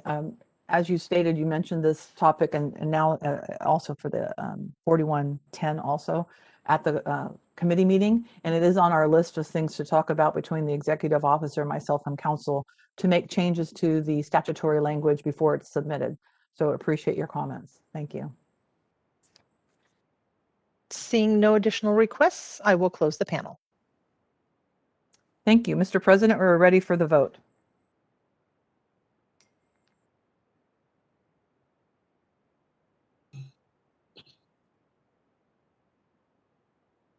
Mr. President, I'm sorry, we can't hear you. Sorry, I was on mute this time. Okay. Okay. Now, did you want to restate the motion for everybody? The motion, I don't know if you can see the screen, is on the screen. Yeah, I can't see the screen, but I know the motion, but I'm just in case anybody else can't see it. Okay, if everybody else can see it, it's fine with me because I already know it. Let's go ahead and I'll start with Albert Wong. Yes. Thank you. Debbie Veal. Yes. Thank you. Jig Patel. Oh, Jig's out. Jason Weiss. Abstain, Greg. Abstain, okay. And Cheryl Butler. Yes. Thank you. And Ricardo Sanchez. Ricardo, are you unmuted? Okay, I'll move on to Shirley Kim. Shirley? Yes. Thank you. Maria Serpa. Yes. Thank you. And Sung Oh? Yes. And just for the record, I do agree with Danny's recommendation. I seem to think that would make it more clear. So just want to notate. Right, and it is going to be included, as Maria indicated. So I vote yes. I'll go back to Ricardo Sanchez. Okay, we have a quorum, so the motion passes. Ricardo has not voted, and Jason Weiss has abstained. And Jig Patel is not with us at this time. He's going to return later. Thank you. Thank you. Let's move on to the next agenda item D. Discussion and consideration of compounding with components or materials that could result in insanitary conditions is established in the FDA Insanitary Conditions at Compounding Facilities Guidance for Industry. The committee again discussed this topic. We have discussed it several times over the past few years, and again more recently at the last several meetings. I note that there is significant amount of background information detailed in the meeting materials. Our most recent discussion, the committee was advised that staff have discussed this issue with the FDA. The FDA confirmed that compounding from inappropriately graded products could result in violations of the guidance document regarding insanitary conditions. This would be consistent not only with the FDA's alerts on this topic, which include concerns using dietary grade ingredients, but also with their FDA 483 reports that was included in our prior meeting materials. Recently, NABP has also confirmed that they share the same concerns regarding inappropriately graded products with state boards. As a part of its ongoing education on this issue, the inspectors are discussing this practice with licensees when encountering it during inspections or other audits. Educational efforts typically focus on the provisions of the law, the importance of understanding the quality of ingredients prior to use, the importance of working with a supplier to improve the quality of bulk products, to just name a few. I also note that in the meeting materials, we included several resources that may be provided to licensees as well. I encourage members of the public and the board to review the details within the chair report that have links directly to these educational materials. Public comment was received during our meeting and included a request that the committee consider if additional testing would assist a pharmacist in determining if ingredient was appropriate, as well as requested that the board define pharmaceutical grade. We also received public comment on the importance of quality being built into the entire compounding process and suggestions that the board need to protect patient access. As a committee, we concluded that no additional action is required and that staff will continue to educate and use enforcement discretion. Members, do you have any comments? Nope. Hi, Maria. This is Song. I've been following this issue just because it seems like it's really complicated and complex. I just wanted to ask, if the certificate of analysis of whatever the compound, the methylcobalamin, if before they compound it, and if they can do an analysis to check for impurities, if that is something we can require, and then letting them use that to compound, why would that be an issue is my question. So I feel like the CPHA's letter for solution to this issue seemed to address it, in my opinion. So I'm just curious where we are on that issue, just because this is, I've heard and read many patients really in need of this medication, not being able to get it. And I'm just concerned that we are kind of not providing access to those medications to those patients in deep need for the medications. Yeah, thank you, Sung, for that that question. We spent many hours talking about this in committee and trying to educate the public. And actually, I'd ask the moderator if you could promote Christina Costa, our supervising inspector. She was better at answering the question.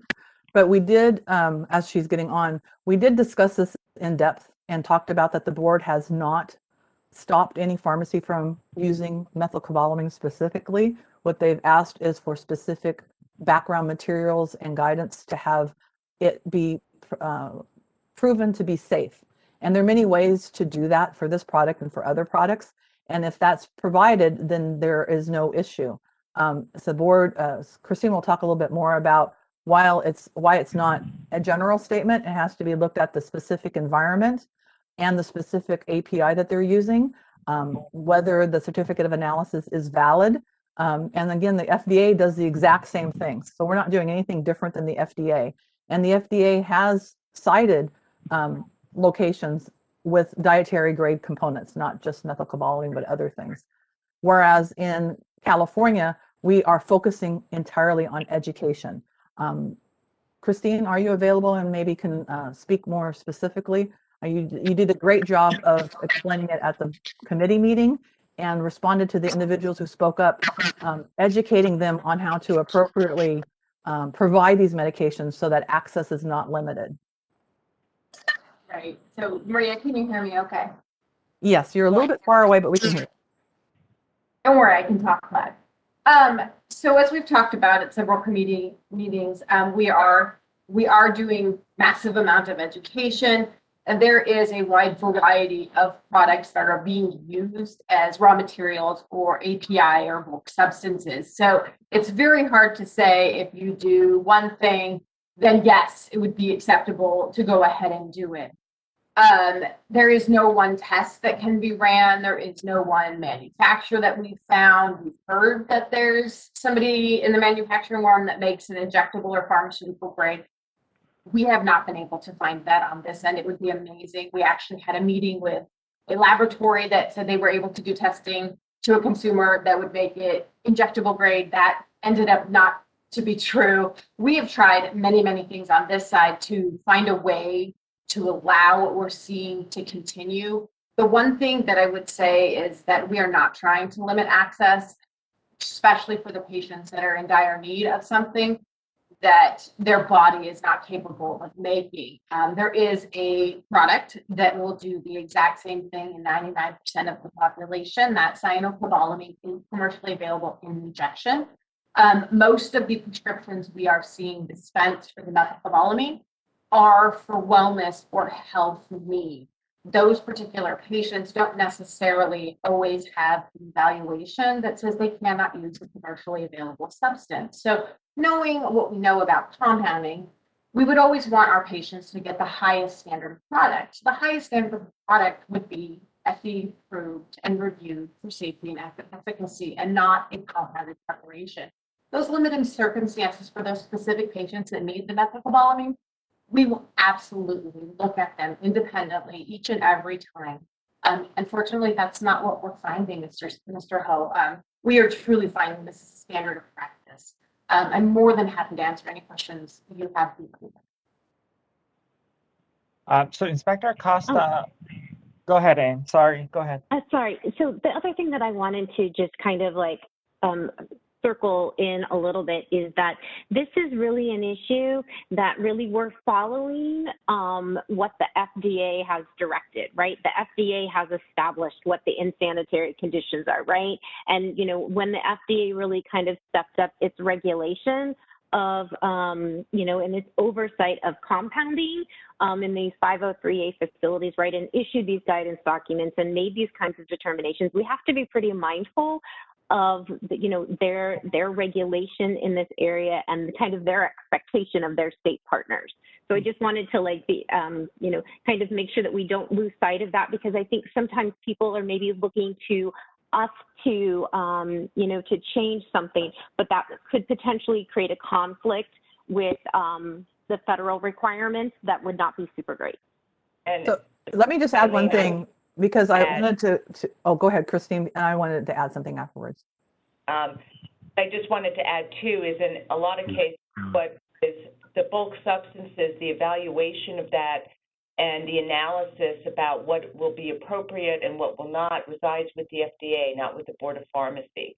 And currently methylcobalamin and some of the other bulk substances that are on the list that people talk about, they're only on the list saying that the FDA has got information sufficient to analyze it, but they haven't done the analysis yet. So just to clarify, that was Eileen Smiley, Yeah. correct? Yeah. So for a little bit more background, because we did spend a lot of time talking about this at least 3 different enforcement and compounding meetings. What happened at the last meeting, we actually had a really good discussion with a member of the public who wanted some more specifics. And there was an opportunity for them to continue that discussion, not to provide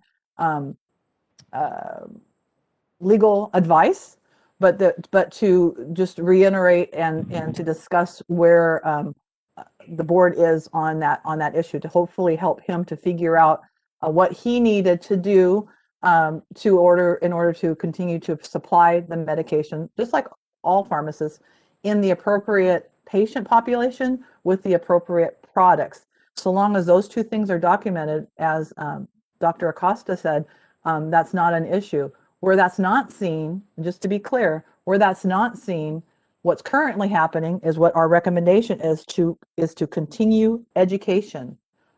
We are using an educational role and using enforcement discretion at this time. All the regulations pretty much are found on the FDA website, and we're just following the guidance of the FDA. One of the things that we are doing is putting patient access as a top priority. And so that's why we have been able to in policy focus on education. And so curious if Sung, if that answers your question, or if you have something more specific. It does, and I'm just curious, has there been some orders of corrections issued, and is that why we're having this issue come up here? And secondly, so we're not saying to not compound methylcobalamin, is that correct? Am I understanding this correctly? I believe Dr. Acosta would be best to answer that. She answered it during the committee meeting, but Christine, do you want to repeat your comments? Right. So there's nothing wrong with compounding methylcobalamin. The FDA has it on their list. CPHA has pointed out it is on the under review list for a bulk drug substance for a pharmacy under 503A. It is not methylcobalamin, the drug that we have an issue with. It is the raw material used to make an injection. In this particular conversation, that bulk drug substance or substance is the methylcobalamin. It is not of appropriate purity to make an injection. Maria, I got a question. Go ahead, Albert. Yeah, so what you guys telling me is that the FDA do not have a list of manufacturer with the ingredient pure enough for them to use, isn't it? I mean, they don't have any list of a company that is acceptable. Well, I can Christine probably could answer. I can tell you what I think or what I understand is that that's not the FDA's purview to keep a list. It's the pharmacist's responsibility to obtain the API product and have it documented that that product and that specific lot number meets their needs for whatever compounding that they're doing. So that's not the FDA's requirement. It would be nice if there was a company that was out there that had a USP or pharmaceutical grade, but that's not what's required. That's nice. What's required is that if they don't, that you have this additional testing and documentation done. Christine, correct me if I made any substantive misstatements. So the FDA has a list of drug establishments. So a drug establishment is somebody that can like repackage or actually make an API, depending on how you've been established. So there is a list, but you can only look at who's able to make them. They don't tell you what they make. So there is no one place somebody can go and say, well, I want to make, methylcobalamin. Where can I get it and what grade do they sell? That is part of the problem we're having here, is that our pharmacies will go to a wholesaler, some very reputable locations, and they will put in the system methylcobalamin, and then they will purchase it, not knowing what they're purchasing isn't appropriate. And to Maria's statement, there is a USP monograph for methylcobalamin, but unfortunately it's a USP dietary grade, and per federal law, a dietary substance cannot be used for anything but ingestion. So one of the other issues we have is comprehension in the pharmacy world to understand if a product is labeled per methylcobalamin USP grade, it has been qualified as a dietary supplement.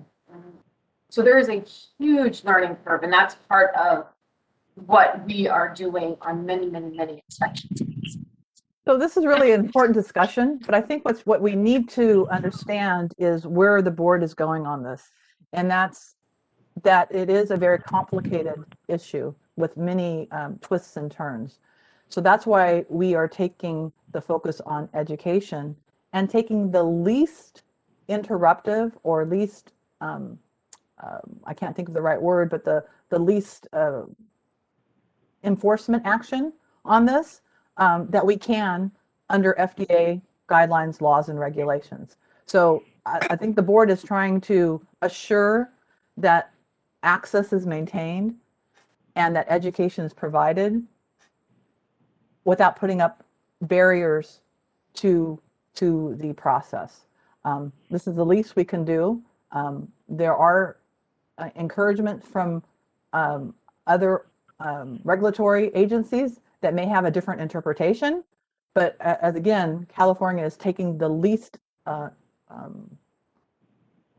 I can't think of the right word, but the least action. Because that's why you look at what we're actually saying is we're saying, continue to educate and to use enforcement discretion. Legally, I think that's probably the only thing that we can say. Otherwise, it would be more invasive. Agreed. Anne or Eileen or Christine, anything to add? And then Sung, if you have any further questions for the committee or just for your own personal, we could continue the discussion for your own personal education, but it's also appropriate to have it here during the board meeting and to be documented in the minutes too. I don't want to cut you off. No, I think thank you for all the answers. I mean, it's obviously a very complex issue, and I appreciate all the hard work all of you put into this at the committee. And I've been trying to follow this along all those committee meetings, and it is a very complex issue. And I'm just happy to hear it sounds like that we are not prohibiting pharmacies from compounding these products. So that's all. I'm glad to hear that. So. Thank you. Board members, any other comments? It's a very complex and often emotional issue, so I appreciate everyone's patience. I think we're ready for public comment. I Sorry, got comment. Albert. Yeah.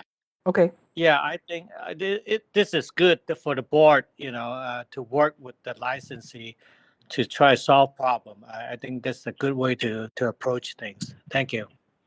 Thank you, Albert. This is Eileen. I think I would just say again that our policy is to continue education and exercise enforcement discretion in the appropriate cases. Because if there's something that you ever find, I don't know if Dr. Acosta, a significant contamination level in the bulk product, that it might require something other than education. Right. Well, and thank you, Eileen. That's specifically what our recommendation is to do, is those two functions. And as you can hear, our attorney is making sure that we are stating it clearly and correctly to meet the law. Thank you, Eileen. Okay, any other member comment? I think we're ready for public comment. This is the moderator. If you'd like to make a comment on this item, please click on the Q&A icon on your screen. Type "I would like to make a comment" into the text field and submit that to all panelists. Our first comment comes from, oh, my computer's acting up, Danny Martinez. Danny, your line is open. You will have 2 minutes. Thank you. Danny Martinez with CPHA. I want to commend the chair for continuing this discussion. What may seem ad nauseum, and I really do appreciate it. It is a really important topic of conversation. CPHA compounders are very much concerned, continue to remain concerned about their ability to compound. I think, all the board members have the letter that I submitted to the committee. It goes into detail about what our concerns are. I really just want to highlight one, and that is really the definition of pharmaceutical grade.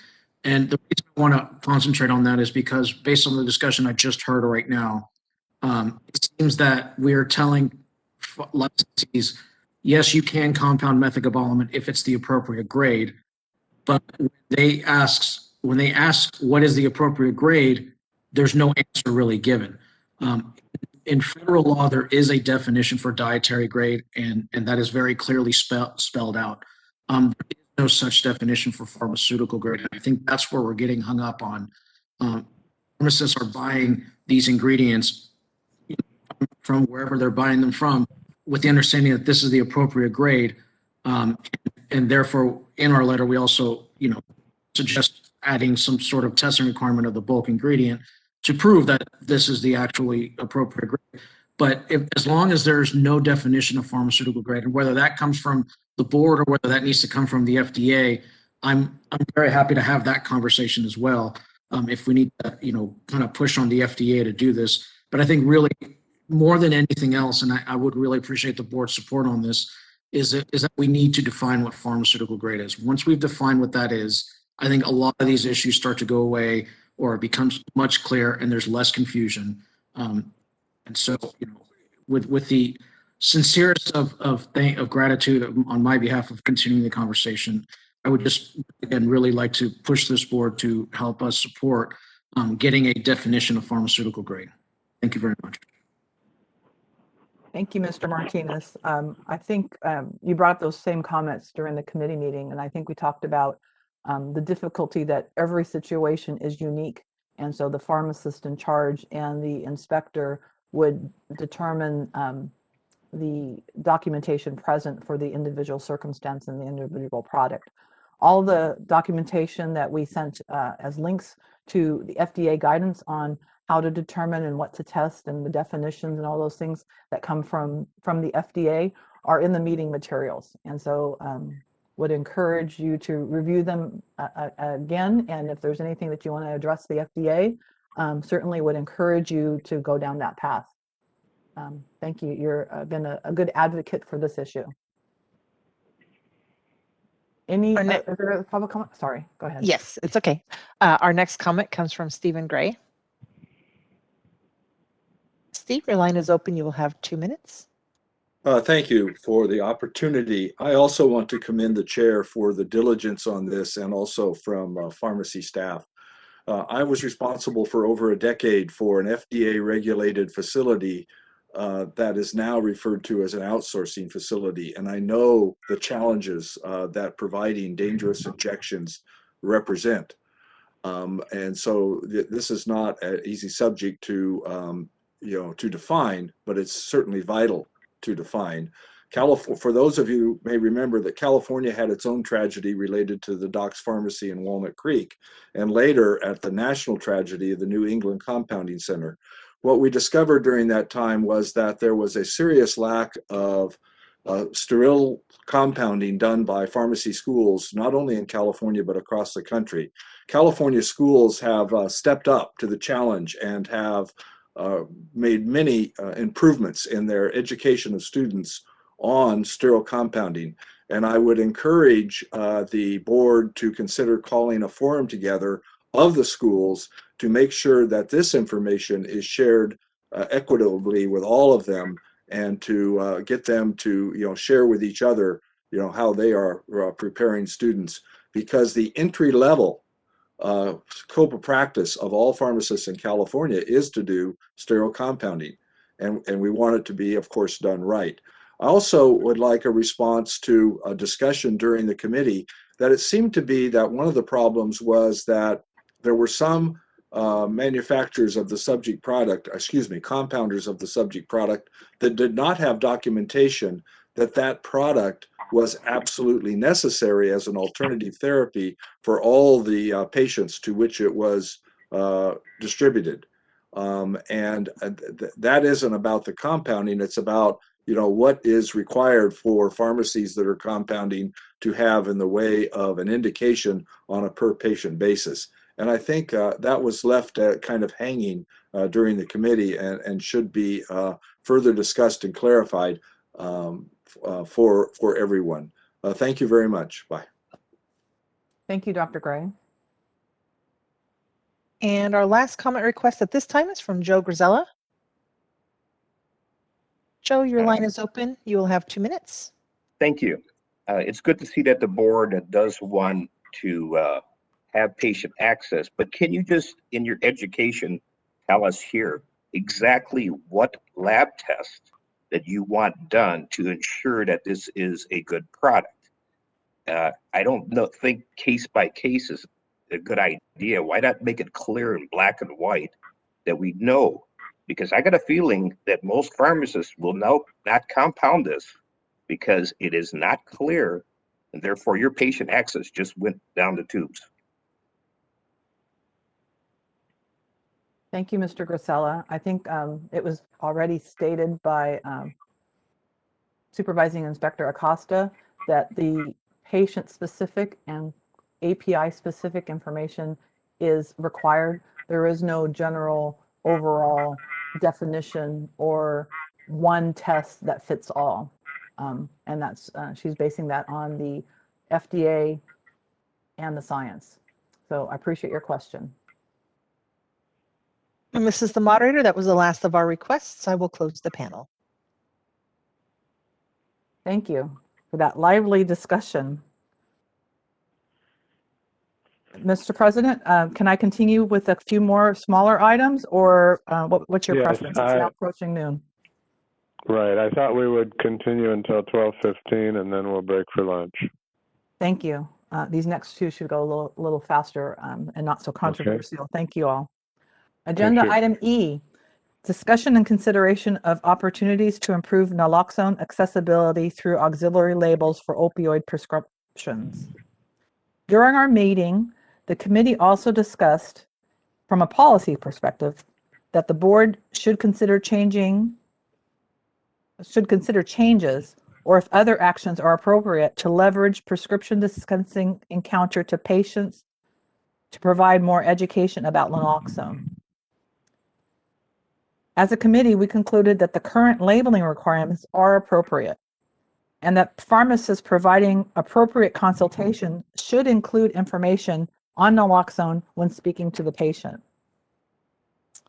After consideration and discussion of public comment, our committee decided that we will discuss this further at a future meeting. The board's current naloxone protocol establishes regulation to determine what changes are appropriate. So since we did not agendize the policy, we just agendized the labeling. We were unable to discuss that issue. So this issue will be going back to the committee to discuss the policy and not specifically labeling, if that makes sense. Members, any comments? Not hearing none, let's go to public comment.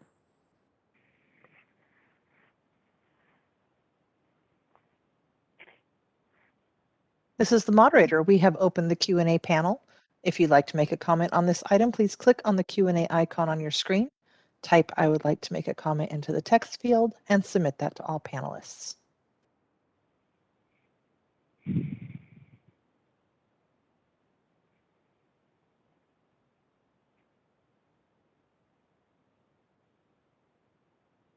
Okay, not seeing any. Not seeing any, I will close the panel. Thank you. Moving on to the next subject, agenda item F, discussion and consideration of Assembly Bill 2789, healthcare practitioners, prescriptions, electronic data transmissions.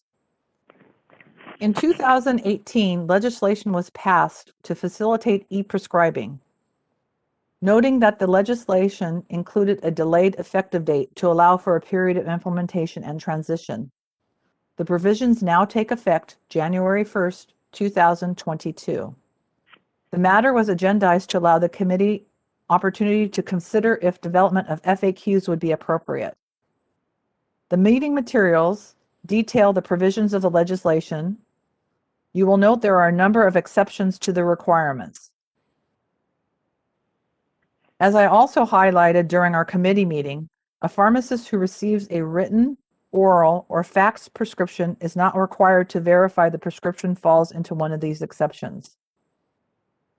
After discussion at the committee, we determined that the development of FAQs and education materials would be appropriate, and the matter should be referred to the Communication and Public Education Committee. Such topics that could be included in the materials include the use of a single electronic healthcare record platform for both the prescribing and dispensing of medications. If such a system would be included in the definition of electronic transmissions, and including additional provisions on the transferring of prescriptions between pharmacies.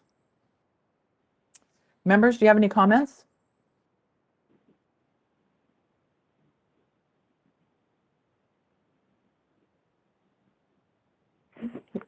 Hearing none, I think we're ready for public comment.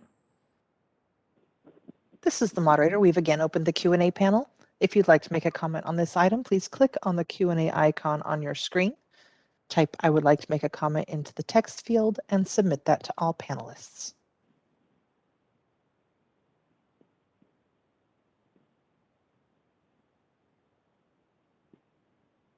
We have a comment from Stephen Gray. Steve, your line is open. You will have 2 minutes. Thank you again. I just want to remind some members of the board that may have forgotten that California was doing electronic transmission of prescriptions long before the DEA came out with its requirements for the electronic transmission of controlled substance prescriptions. There are still practitioners who don't use controlled substance or don't prescribe them that are using the former approved methods or the methods that are allowed in California. And so the FAQs need to be able to make that distinction as to what is allowed under California law between the DEA's requirements for controlled substances and non-controlled substance prescriptions. Also, that there again are thousands of pharmacists in California that prescribe. They don't call it prescribe, they call it initiate. That's the word we use in our Practice Act. But again, as of 1/1/2022, if AB 1533 is enacted as currently written, that ability will basically be available, at least from a scope of practice, maybe not necessarily from a readiness point of view, to thousands of additional pharmacists in California. So this is a subject that has some urgency, and the urgency may be identified and addressed possibly in the consideration at a later meeting of sponsoring some extension of the requirement. The federal government has a similar requirement that was required for Part D prescriptions covered under CMS's Part D programs, and it had extended its requirement. And the DEA systems are not cheap. They can be tens of thousands of dollars for prescribers, and there are a considerable number of non-pharmacist prescribers, NPs, and physicians that do not have a DEA system because they don't use controlled substance. Thank you. Thank you, Dr. Gray. Seeing no other requests, I will close the panel. Thank you. Moving on to the next agenda, item G. Discussion and consideration of Federal Food and Drug Administration final rule relating to the importation of certain Canadian prescription drugs. During our meeting, we received a brief presentation on the FDA's final rule. The presentation provided an overview of the importation program requirements, including the eligible drugs, participants in the specific supply chain, provisions for testing, and recall requirements. It was an excellent presentation, and the slides are included in attachment 3. Members, do you have any comments?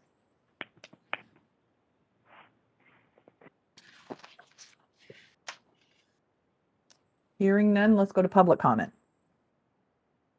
This is the moderator. We've reopened the Q&A panel. If you'd like to make a comment on this item, please locate that Q&A icon on your screen, type "I would like to make a comment" into the text field, and submit that to all panelists.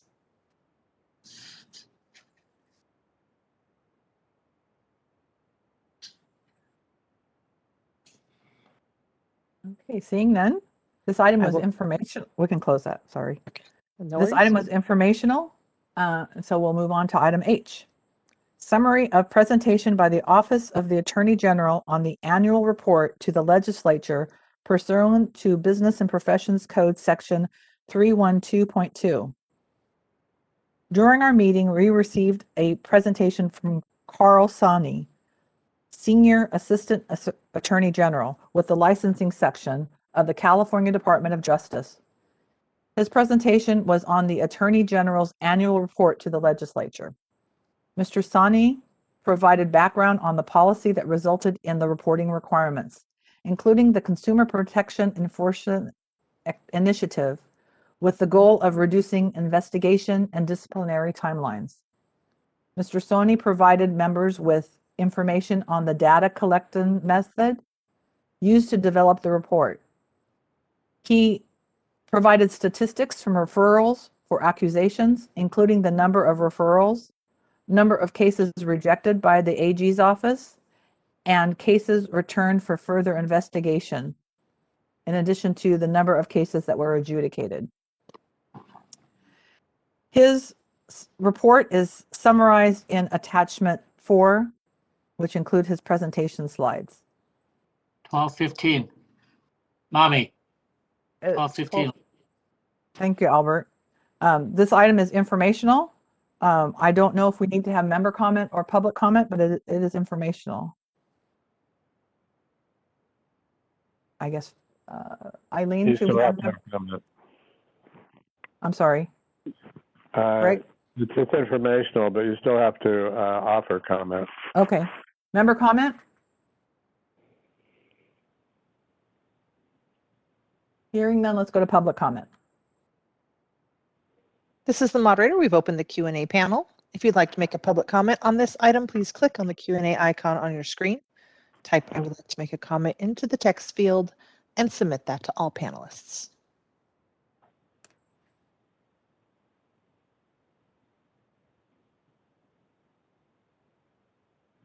Okay, seeing none, I think we can close it. I will close. Great. Our next item is rather lengthy, Mr. President, and I suggest we wait.